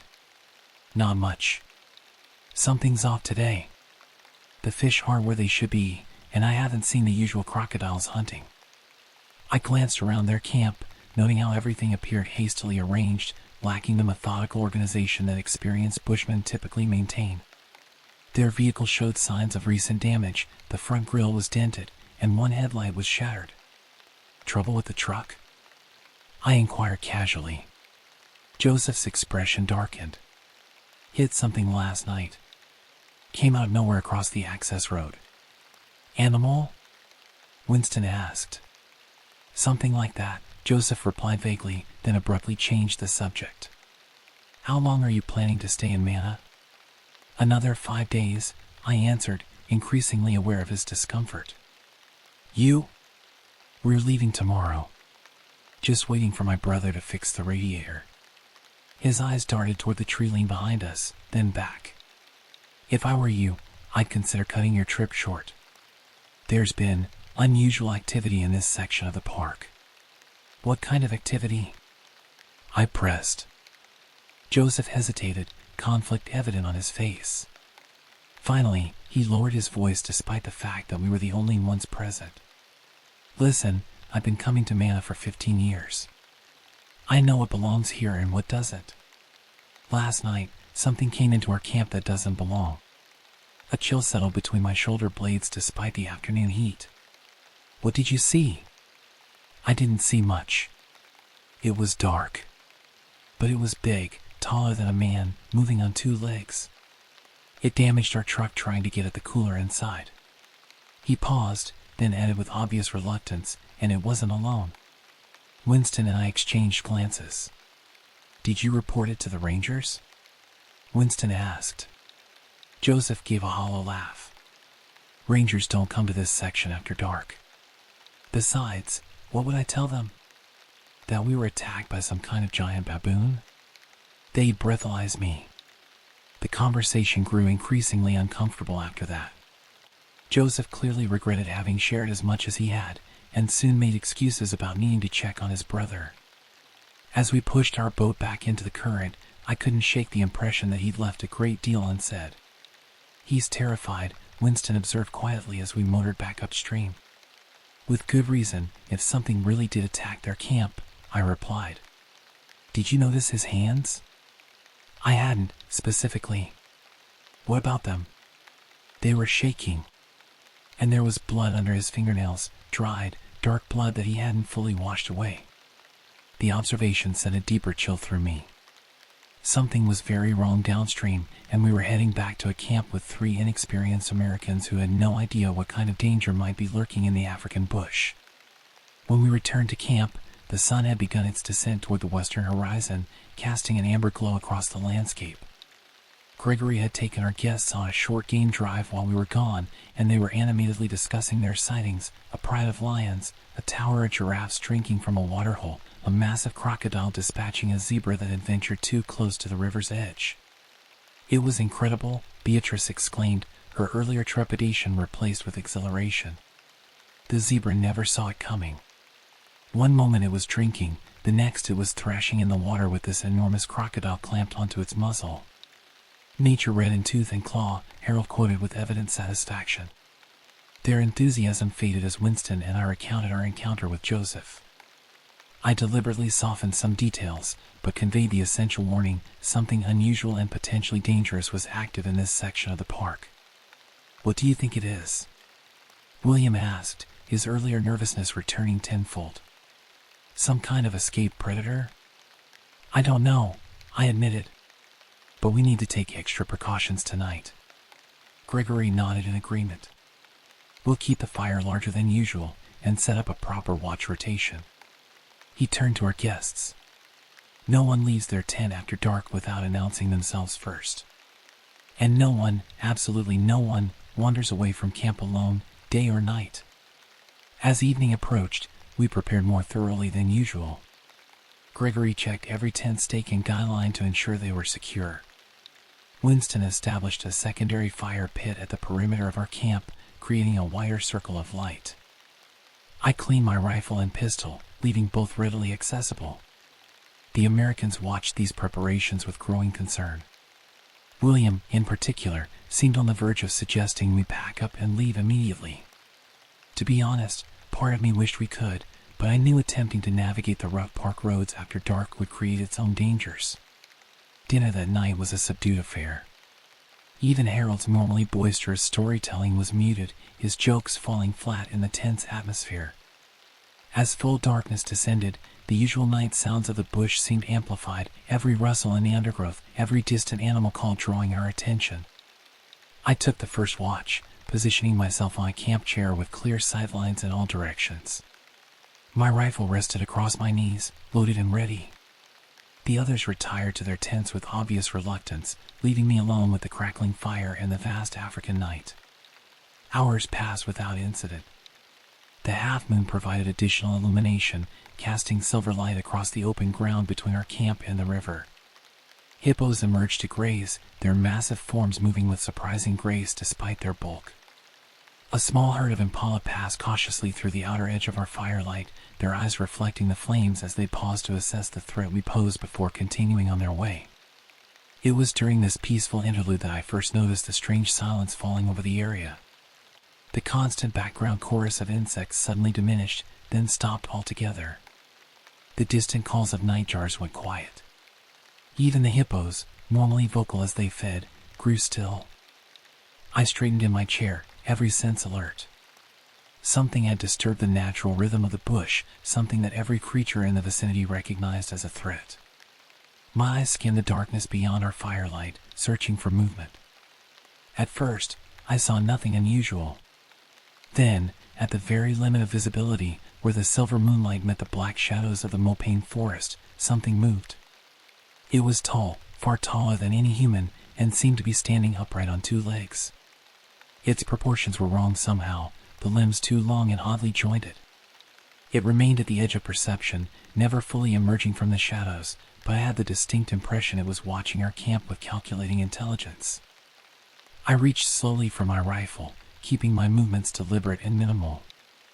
As my hand closed around the familiar wooden stock, the figure in the darkness shifted slightly, and then, impossibly, it was joined by a second, and a third, all maintaining that same unnatural stillness at the periphery of visibility. My mouth went dry. One unusually large animal could be explained away, a bull elephant standing peculiarly, perhaps, or some trick of moonlight and shadow. But multiple figures, all with the same unnatural proportions, all watching with the same predatory stillness, this defied rational explanation. The truck lurched forward again as something scraped across the roof toward the front windshield. Through the glass, I caught a glimpse of long, powerful limbs and reflected eyes before the creature abruptly shifted position, moving to the hood of the vehicle. For an instant, we had a clear view of our attacker, illuminated in the glow of our headlights as it clung to the hood. It matched the figures we'd seen at our camp, impossibly tall and gaunt, with elongated limbs and a face that seemed almost masked in its expressionlessness. But now we could see additional details: its hands, which terminated in curved, talon-like appendages, its mouth, lipless and filled with jagged teeth, and its eyes, which studied us with a predatory intelligence that was unmistakably intentional. Gregory swerved sharply, attempting to dislodge the creature. It maintained its grip on the hood, those talon-like fingers puncturing the metal as it adjusted its position. Then, with deliberate force, it slammed one fist against the windshield, creating a spiderweb of cracks in the glass. "Shoot it!" Harold yelled, pressing himself against the back seat. I had already raised my rifle, but hesitated. Firing through the windshield would compromise our only barrier between us and the creature. Before I could decide, Winston rolled down his side window and leaned out, aiming his own weapon at the beast. The gunshot was deafening inside the confined space of the vehicle. The creature recoiled as the bullet struck it in the shoulder, black fluid spraying from the wound. For a moment, it seemed stunned, its expressionless face turning toward Winston as if registering genuine surprise. Then it leapt away into the darkness with astonishing agility, vanishing into the trees beside the track. "Go, go, go!" I urged Gregory, who needed no encouragement. The truck surged forward, tires throwing up clouds of dust as we accelerated through the forest tunnel. "Did you kill it?" William asked, his voice trembling. Winston pulled himself back inside, rolling up the window. "I hit it, but it moved too fast to tell how badly it was injured." "What about the others?" Beatrice asked, scanning the darkness outside with wide eyes. "You said there were 3. As if in answer to her question, something large and heavy struck the rear of the truck, causing the vehicle to fishtail momentarily before Gregory regained control. Another impact followed almost immediately, this time against the driver's side door, denting the metal inward. "They're trying to force us off the road," Gregory shouted over the engine's roar. I braced myself against the dashboard as he swerved to avoid another moving shadow that lunged toward us from the right.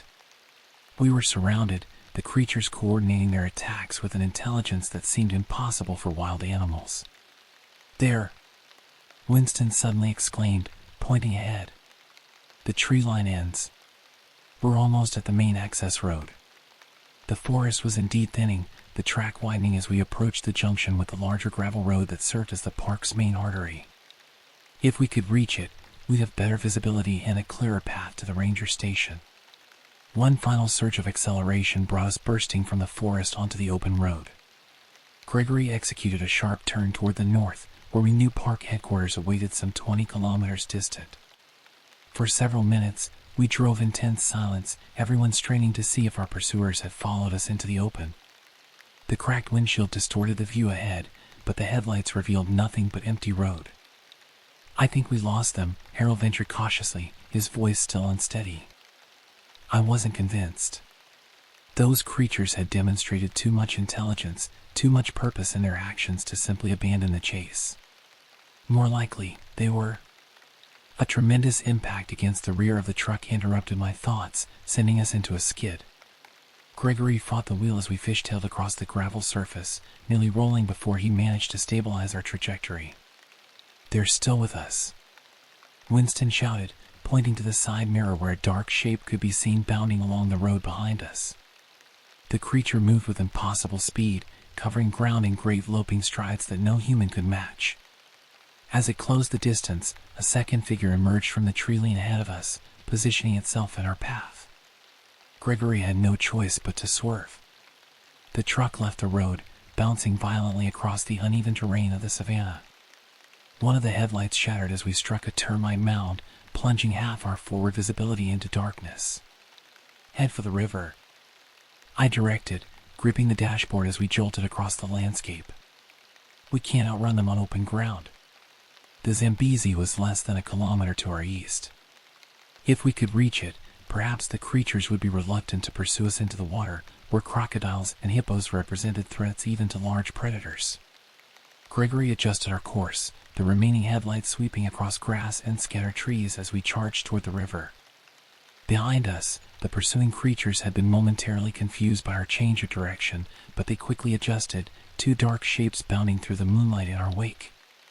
We crested a small rise and the river appeared before us, a silver ribbon cutting through the darkness. Gregory aimed for a section where the bank sloped gradually down to the water, perfect for our desperate approach. "Everyone out as soon as we stop," I instructed, checking that my pistol was secure in its holster. "Head straight for the water and wade in up to your chests. Stay together." The truck skidded to a halt at the riverbank, engine still running. We exploded from the doors, Gregory and Winston taking defensive positions with their rifles while Harold helped Beatrice and William toward the water. I brought up the rear, scanning the darkness behind us. They emerged from the tall grass 50 meters away, all three creatures, moving with that same eerily deliberate gait. One was visibly injured, black fluid still seeping from the shoulder wound Winston had inflicted, but it showed no sign of pain or impairment. "Go!" I shouted to Gregory and Winston. "Get to the water." They backed toward the river, rifles raised, as I maintained my position. The creatures paused, forming a loose semicircle just beyond effective rifle range. Their behavior suggested calculation rather than the instinctive caution of normal predators. I fired a warning shot into the ground before them. They didn't flinch or retreat. Instead, the central figure, larger than the others and seemingly the leader, took a deliberate step forward. In the silver moonlight, I could see its face clearly now, not an animal's muzzle, but a flattened approximation of human features, with eyes set too wide apart and a mouth that stretched nearly from ear to ear. It raised one elongated arm, talon-like fingers extending in a gesture that seemed almost like communication. A sound emerged from its lipless mouth, not a growl or roar, but something more modulated, almost like speech distorted through a broken electronic device. The other two creatures shifted position, spreading wider as if preparing to flank me. I fired again, this time aiming directly at the leader. At this range, I couldn't miss. The bullet struck center mass, and the creature staggered backward with the impact. But instead of falling, it merely looked down at the wound, then back at me with those reflective eyes. This was my cue to retreat. I backed toward the water, keeping my rifle trained on the trio. They followed, maintaining the same distance, neither rushing nor hesitating. The cool water of the Zambezi reached my knees, then my thighs as I backed deeper into the river. The others were already chest deep, Gregory and Winston positioned protectively in front of our American guests. At the water's edge, the creatures finally stopped. The leader tilted its head, studying our partially submerged forms with evident curiosity. Then it made that strange vocalization again, a series of clicks and whistles that almost formed a pattern. "What do they want?" Beatrice whispered, her teeth chattering from fear and the cold water. None of us had an answer. We remained in the river, watching as the creatures maintained their vigil on the shore. Minutes stretched into an hour. My arms grew tired from holding the rifle above water level. The night air chilled our exposed upper bodies. "We can't stay here indefinitely," Gregory finally said. "It'll be dawn in a few hours. Maybe they're nocturnal. If we can hold out until sunrise." It was a slim hope, but the only one we had. The alternative, attempting to leave the water and somehow reach the abandoned truck, seemed suicidal with those creatures still watching from the shore. Another hour passed. My limbs grew numb from the cold water. William had begun showing signs of hypothermia, his face pale and movements sluggish despite Beatrice and Harold's efforts to keep him warm. Then, almost imperceptibly at first, the eastern horizon began to lighten. Pre-dawn glow seeped into the sky, gradually revealing the landscape in shades of gray and blue. The creatures noticed the change as well. The leader turned its head toward the growing light, then made another of those strange vocalizations. Its companions responded immediately, backing away from the shoreline with obvious reluctance. "They're leaving," Winston breathed, not daring to raise his voice. Indeed, the creatures were retreating, moving with that same deliberate gait back toward the forest line. Within minutes, they had vanished into the shadows, leaving no trace of their presence save for the tracks in the soft mud of the riverbank. We waited another half hour until full dawn light spilled across the landscape before cautiously emerging from the river. Our bodies were stiff with cold, clothes sodden and heavy. William needed to be supported between Harold and Gregory, his condition concerning but not yet critical. The truck, miraculously, started on the first attempt. Its exterior was heavily damaged, dented panels, a shattered headlight, deep gouges in the metal where those talon-like appendages had gripped the vehicle. The windshield was a spiderweb of cracks, barely holding together. We climbed inside, turning the heater to maximum despite the African morning heat. No one spoke as Gregory navigated carefully back to the main road, all of us scanning the tree lanes and grassy expanses for any sign of the creature's return. It was mid-morning when we finally reached the ranger station, exhausted, traumatized, but alive. The staff there were initially skeptical of our account, understandably so, given its fantastical nature. But the condition of our vehicle, with its distinctive damage pattern, lent credibility to our story. "We'll send a patrol to investigate," the senior ranger assured us, though the doubt in his eyes was evident. "And we'll check on the other campsite you mentioned." "Those people are dead," I said with quiet certainty. "Whatever those creatures are, they hunted them down after we escaped." The ranger's expression hardened. "We have no reports of any unusual predator activity in this section of the park. And there have been no missing persons reported." "Check the records," Winston suggested. "There must have been other incidents, other reports similar to ours."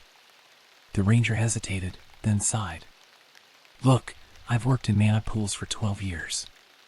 Every now and then, we get stories, usually from local villages, occasionally from tourists, about tall creatures hunting at night. Most of us dismiss them as folklore or panic-induced misidentification. You know about these things?"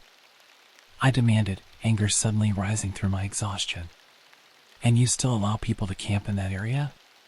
He raised his hands defensively. "No one has ever provided evidence. No photographs, no bodies of victims or of these supposed creatures. Just stories and rumors." He glanced at our battered truck. "Until now, perhaps."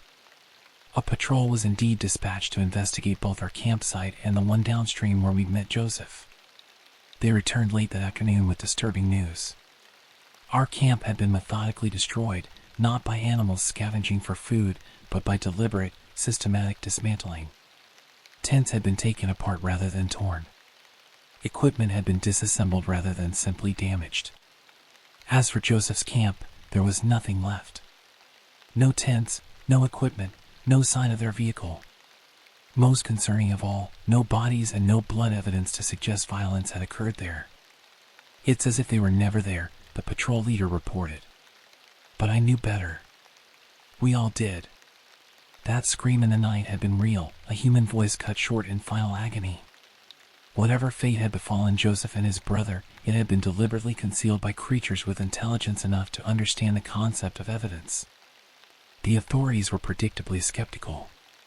Park officials documented our account but attributed the damage to our vehicle to a confrontation with Cape buffalo, a common and dangerous presence in mana pools.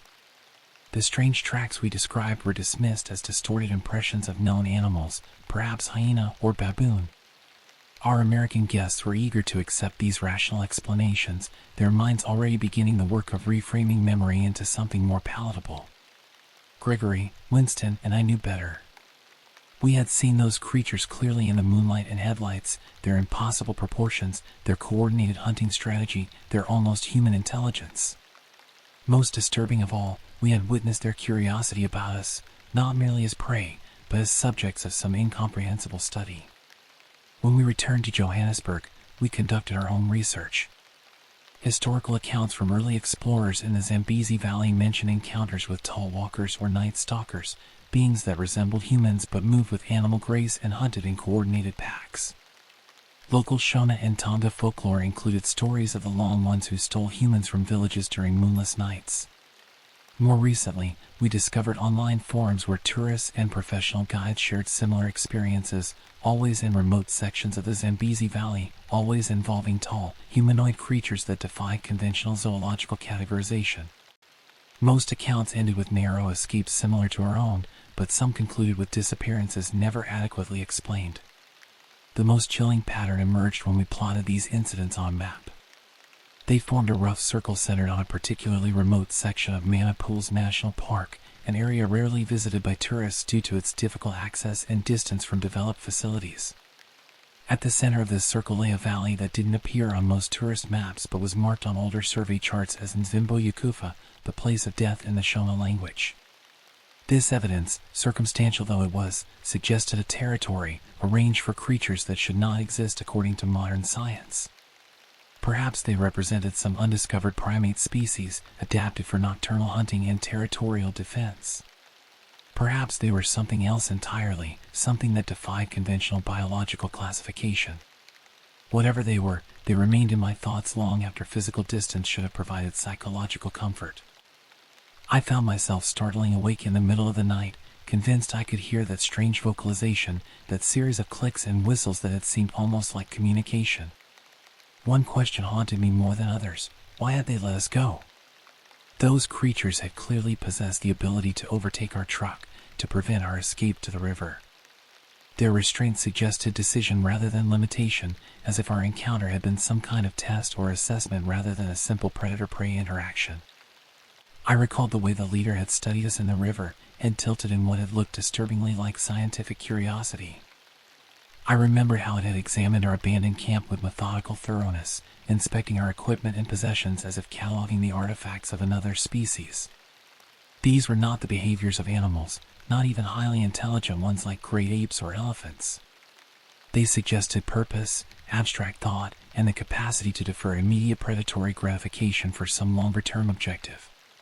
6 months after our encounter, I received an email from a researcher at the University of Zimbabwe who specialized in cryptozoology, the study of animals whose existence remains unconfirmed by science. She had heard of our experience through mutual contacts and wanted to interview us for a paper she was preparing on unusual predator sightings in the Zambezi Valley. I agreed to meet her, partly out of curiosity about her research and partly from a lingering need to make sense of what we had witnessed. Gregory declined to participate, having retreated into stubborn silence about the entire incident. Winston agreed reluctantly, though he expressed skepticism about academic interest in what most considered a fantastical story. Dr. Nyathi met us at a cafe in Johannesburg, a soft-spoken woman with intelligent eyes and a methodical approach that immediately put me at ease. She recorded our account without interruption, occasionally making notes but offering neither belief nor disbelief as we described our encounter in detail. When we finished, she turned off her recorder and leaned forward. Your description matches others I have collected, 17 separate accounts over the past decade, all from the same general region of mana pools. Then you believe us? Winston asked, surprise evident in his voice. I believe you experienced something, she replied carefully. Whether it exists objectively or represents some shared perceptual phenomenon remains an open question. But the consistency across independent accounts is remarkable. She showed us photographs other witnesses had drawn, crude sketches that nonetheless captured the essential features of the creatures we had encountered, the disproportionate height, the elongated limbs, the expressionless faces with wide-set eyes. Where are they? I asked, unsettled by how accurately these strangers had depicted what we had seen. Dr. Nyathi hesitated. The scientific community doesn't acknowledge their existence. But local traditions speak of them as guardians of sacred wilderness, neither animal nor human, but something between the two, tasked with protecting areas of spiritual significance from human intrusion. They didn't seem very spiritual when they were trying to kill us, Winston observed dryly. Perhaps not, she conceded.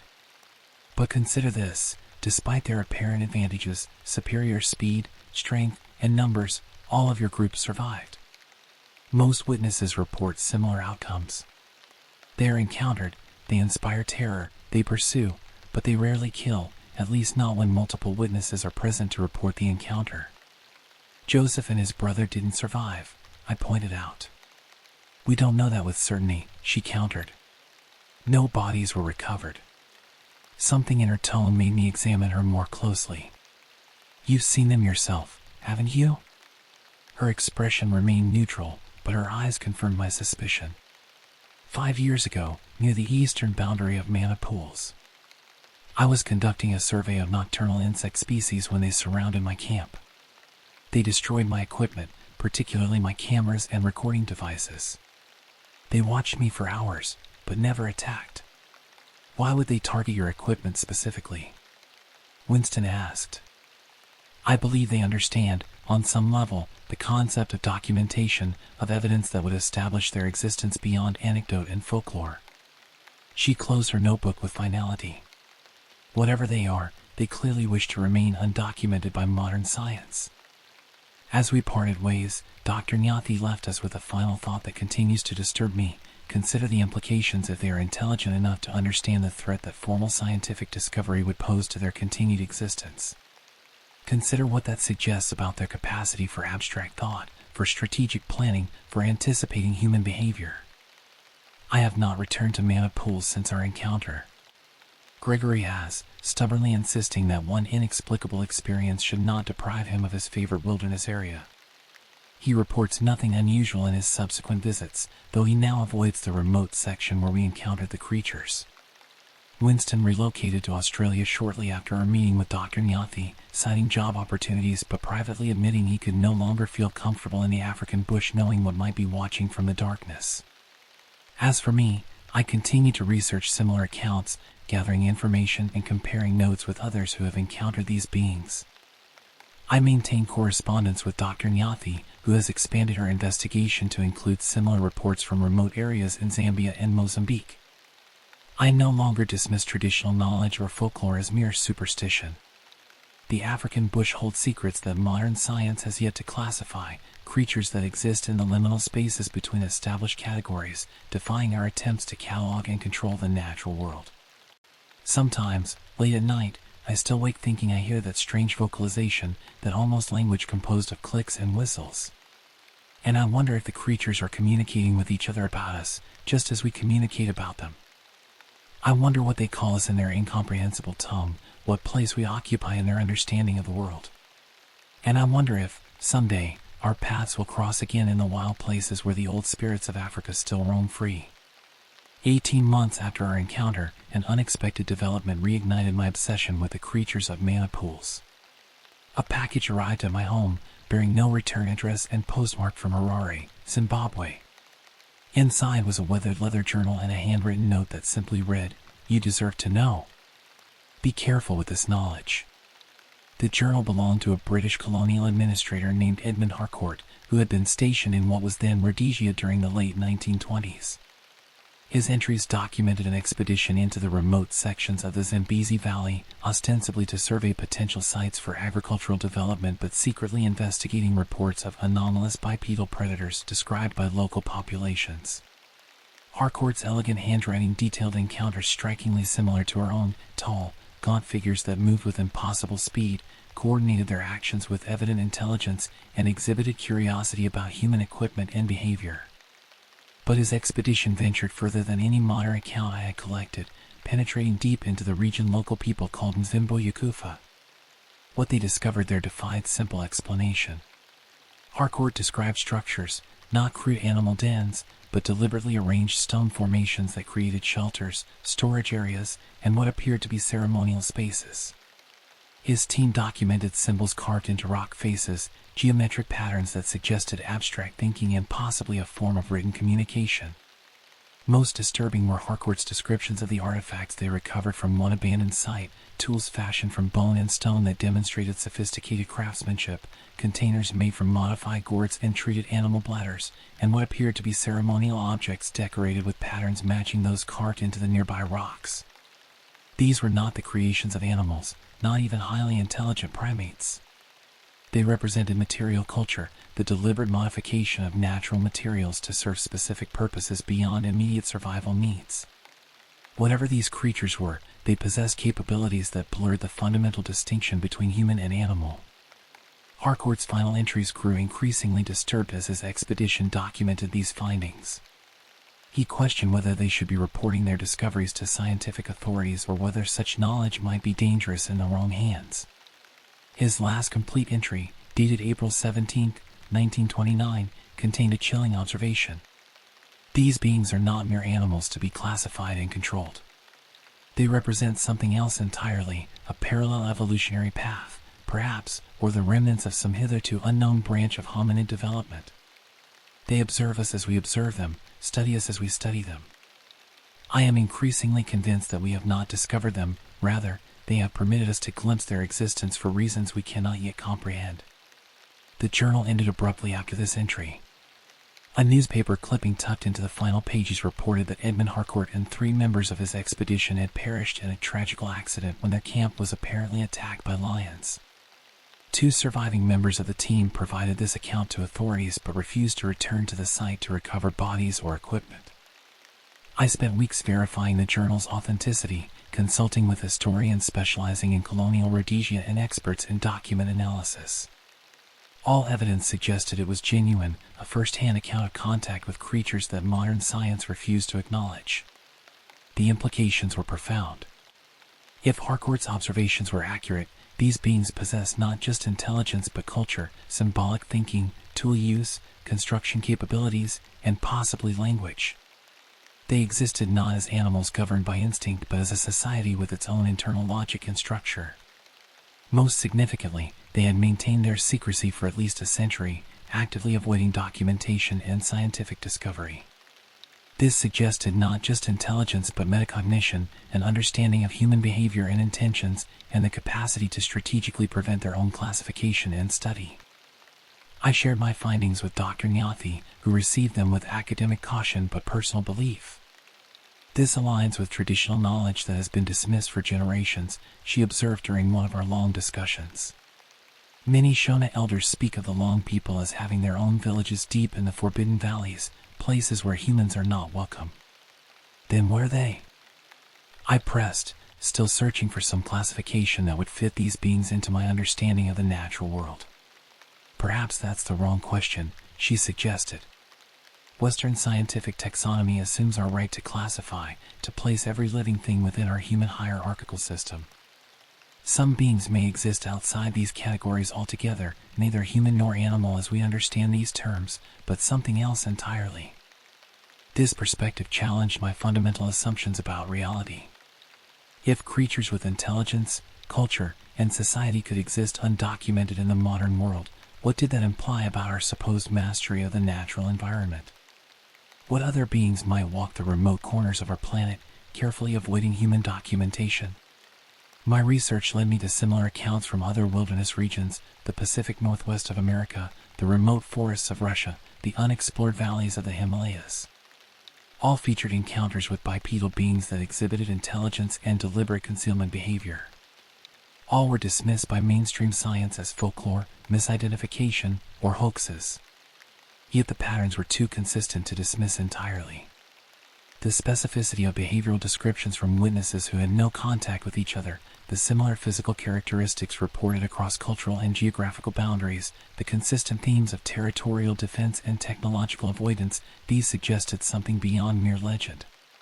6 months after receiving Harcourt's journal, I made a decision that friends and family considered foolhardy at best, suicidal at worst. I would return to Mana Pools, this time with the specific intention of finding evidence of these beings, not to expose their existence to the world, but to understand them on their own terms. Dr. Nyathi agreed to accompany me, her academic caution overcome by scientific curiosity. We assembled a small team, just 4 of us, including a local guide named Tendai who had his own encounter story and a wildlife photographer who specialized in nocturnal animals. We entered Mana Pools during the dry season, when water sources were limited and animal activity concentrated around the remaining pools and the Zambezi River. Our permits allowed us into remote sections that most tourists never visited, and we established our base camp in an area where multiple sightings had been reported over the years. Unlike typical research expeditions, we brought minimal technology, no trail cameras, no recording devices, no equipment that might trigger the technological aversion these beings had demonstrated in previous encounters. Instead, we relied on direct observation, handwritten notes, and memory. For the first week, we detected nothing unusual. Wildlife abounded, elephants visited our camp regularly, hippos grunted in the nearby river pools, lions called in the night. But we saw no strange tracks, heard no unusual vocalizations, felt no sense of being watched by anything other than the normal predators of the African bush. On the 8th night, everything changed. We were gathered around our small fire, discussing the next day's exploration plans, when Tendai suddenly raised his hand for silence. We froze, straining to hear what had caught his attention. At first, I perceived only the normal night sounds of the bush. Then, gradually, I became aware of the absence. Insects had stopped chirping, nightjars had ceased their calls, the distant grunt of hippos had fallen silent. The bush held its breath, as it does only in the presence of something that disrupts the natural order. "They're here," Tendai whispered, not needing to specify who they were. We remained motionless, fighting the instinctive urge to shine our flashlights into the surrounding darkness or reach for weapons. We had agreed beforehand that if contact occurred, we would demonstrate non-aggressive behavior, no sudden movements, no defensive posturing, no actions that could be interpreted as threatening. The first indication of their presence was subtle, a faint, musky odor carried on the night breeze, similar to what I had detected briefly during our previous encounter. Then came a soft sound from beyond the firelight, not quite a vocalization, but a deliberate noise, as if something wanted us to know it was there. Dr. Nyathi responded with a traditional Shona greeting, spoken softly but clearly into the darkness. For several heartbeats, silence reigned. Then, astonishingly, a sound returned from the darkness, not a direct mimicry of her words, but a series of clicks and whistles that somehow conveyed acknowledgement. My skin prickled with the realization that communication, however rudimentary, was occurring. These were not animals responding to stimuli, but beings engaging in deliberate exchange of sounds with specific intent. Over the next 3 hours, this tentative communication continued. We remained by our fire, occasionally speaking simple greetings or statements into the darkness. They remained invisible beyond the firelight, occasionally responding with their own vocalizations, gradually moving closer but never entering the illuminated area. Near midnight, Dr. Nyathi slowly reached into her pack and withdrew a simple gift we had prepared, a hand-carved wooden bowl filled with fresh fruit. She placed it on the ground at the edge of our firelight, then retreated to her original position. For a long time, nothing happened. The bowl remained untouched.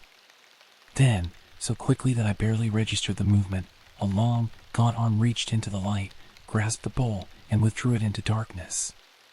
No one spoke. The significance of this interaction transcended words. We had offered, they had accepted. A basic social protocol had been acknowledged by beings whose existence science refused to recognize. Shortly before dawn, they departed, not all at once, but gradually, their presence diminishing until the normal sounds of the bush resumed and we knew we were alone again.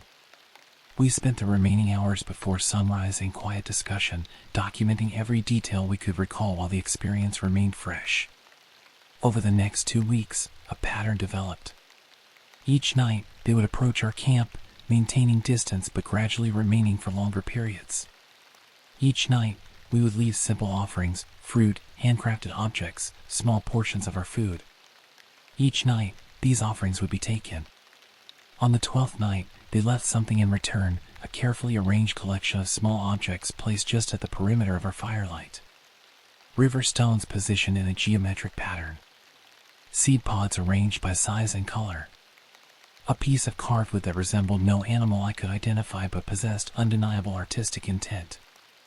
A gift exchange, Dr. Nyathi whispered, her academic detachment momentarily abandoned in wonder. A fundamental characteristic of all human cultures.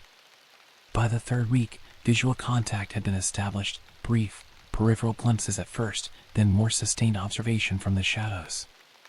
We maintained our non-threatening posture, moving slowly and deliberately when they were present, avoiding direct stares or sudden gestures. On what would be our final night in Mana Pools, the encounter I had both hoped for and feared finally occurred. As we sat quietly around our fire, one of the creatures emerged fully into the light. It stood over 3 meters tall, its proportions alien yet recognizably hominid. Its body was covered in short, dense fur, its limbs elongated and powerfully muscled. Its face, the feature that had seemed so expressionless in the terror of our first encounter, now revealed subtle mobility, the wide-set eyes reflecting both firelight and intelligence as it regarded us with evident assessment. No one moved or spoke. Even breathing seemed intrusive in that moment of unprecedented contact. The creature maintained its position for perhaps 30 seconds, its gaze moving deliberately from one human face to another, as if memorizing our features or reading our intentions. Then, with deliberate slowness, it extended one long arm toward us, palm open, not in threat, but in a gesture unmistakably similar to a human greeting. Its fingers were long and dexterous, tipped with the claw-like appendages I had previously seen only as weapons, but which now appeared more like specialized tools.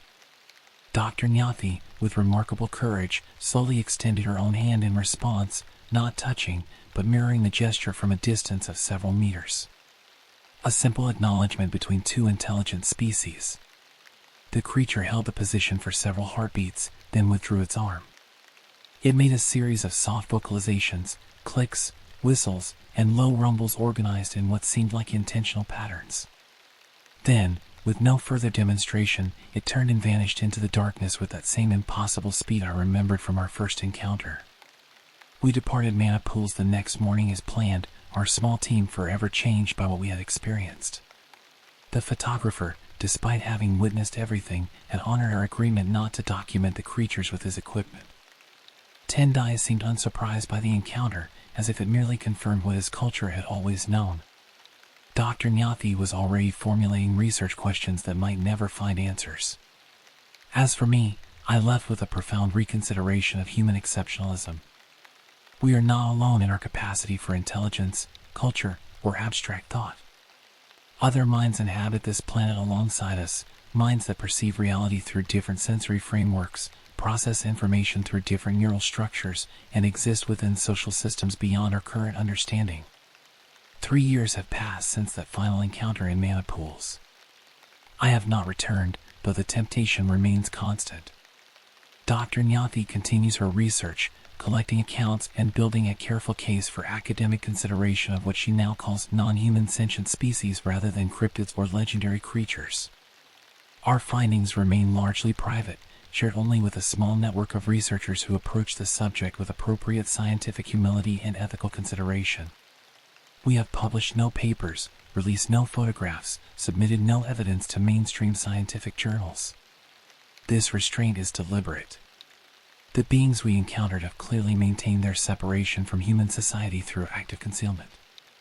They have systematically removed evidence of their existence, avoided technological documentation, and limited physical contact to isolated encounters that remain easy to dismiss as misidentification or imagination.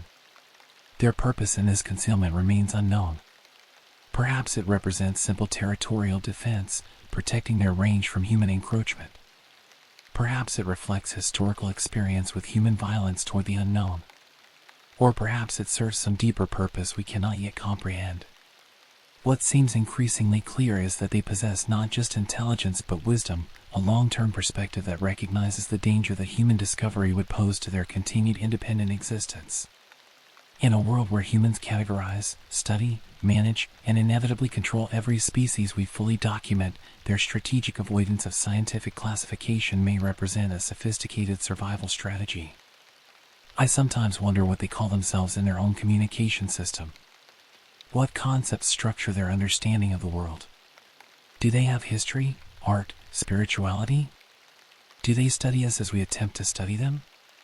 These questions may never find answers accessible to human comprehension. The most profound impact of my encounters has been philosophical rather than scientific. I have been forced to confront the limitations of human knowledge, not just the practical boundaries of what we currently know, but the conceptual boundaries of what our perceptual and cognitive systems allow us to know. We perceive reality through specialized sensory organs that detect only narrow bands of available information, visible light rather than the full electromagnetic spectrum, a limited range of sound frequencies, chemical signatures that register as taste or smell. Our brains process this filtered information through neural architectures shaped by our evolutionary history as diurnal, social primates. The resulting model of reality is functional but inherently limited. Other minds, operating through different sensory systems and cognitive architectures, may perceive aspects of reality entirely inaccessible to human awareness.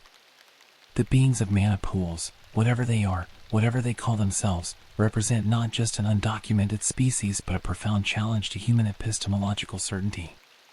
They exist simultaneously within our world and beyond our understanding, residents of the same physical planet but inhabitants of a conceptual universe we can glimpse only partially and indirectly.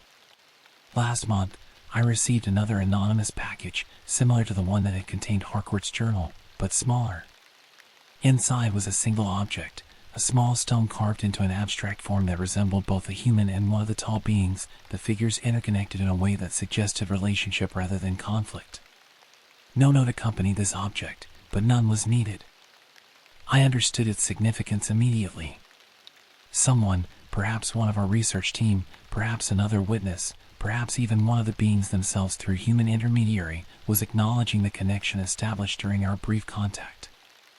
I keep this carving on my desk as I write these words, a tangible reminder that the boundaries of knowledge remain fluid, that reality exceeds our models of it, and that humility before the unknown may be the most appropriate scientific position. I do not know if I will ever encounter these beings again. Part of me hopes for further contact, for deeper understanding, for the privilege of communication across the species boundary. Another part recognizes that some boundaries exist for reasons beyond human comprehension, and that respect for those boundaries may be more important than satisfying our instinctive drive to know, to classify, to incorporate into our existing frameworks. What I can say with certainty is this: the African bush holds mysteries that defy simple categorization. Beings of intelligence and purpose move through the shadows of mana pools, navigating a complex relationship with human observers, sometimes threatening, sometimes communicative, always deliberate in their interactions. I have seen them with my own eyes, heard their vocalizations, witnessed evidence of their culture and technology. I have experienced both their territorial defense and their capacity for nonviolent contact. I know they exist, regardless of scientific consensus or official acknowledgement. And I understand now why they watch from the darkness, why they destroy cameras and recording equipment, why they leave no bodies or specimens for laboratory analysis.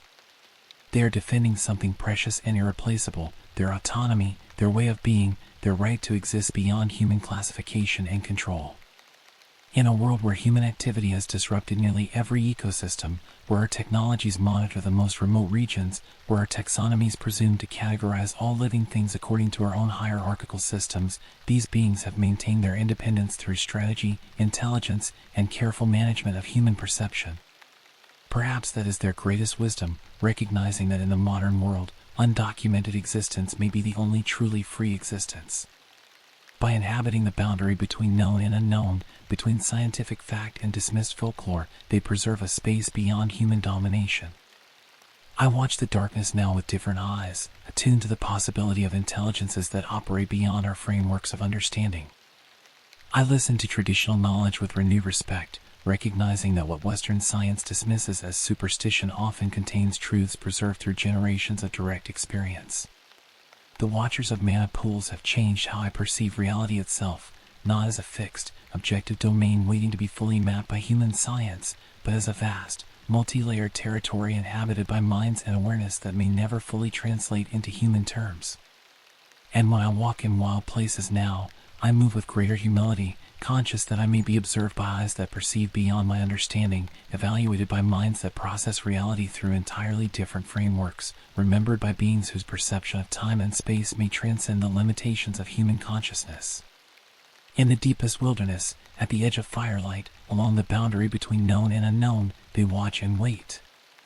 And sometimes, if we approach with openness rather than presumption, with respect rather than entitlement, they allow us glimpses of a reality larger and more complex than our human-centered models can accommodate. That knowledge, that visceral understanding of the limitations of human perception and cognition, is perhaps the most valuable thing I brought back from mana pools. More precious than evidence, more significant than academic recognition, it remains with me as both intellectual humility and spiritual awareness. The watchers remain, moving through their own understanding of existence. And I remain forever changed by having glimpsed, however briefly and incompletely, the world through their eyes.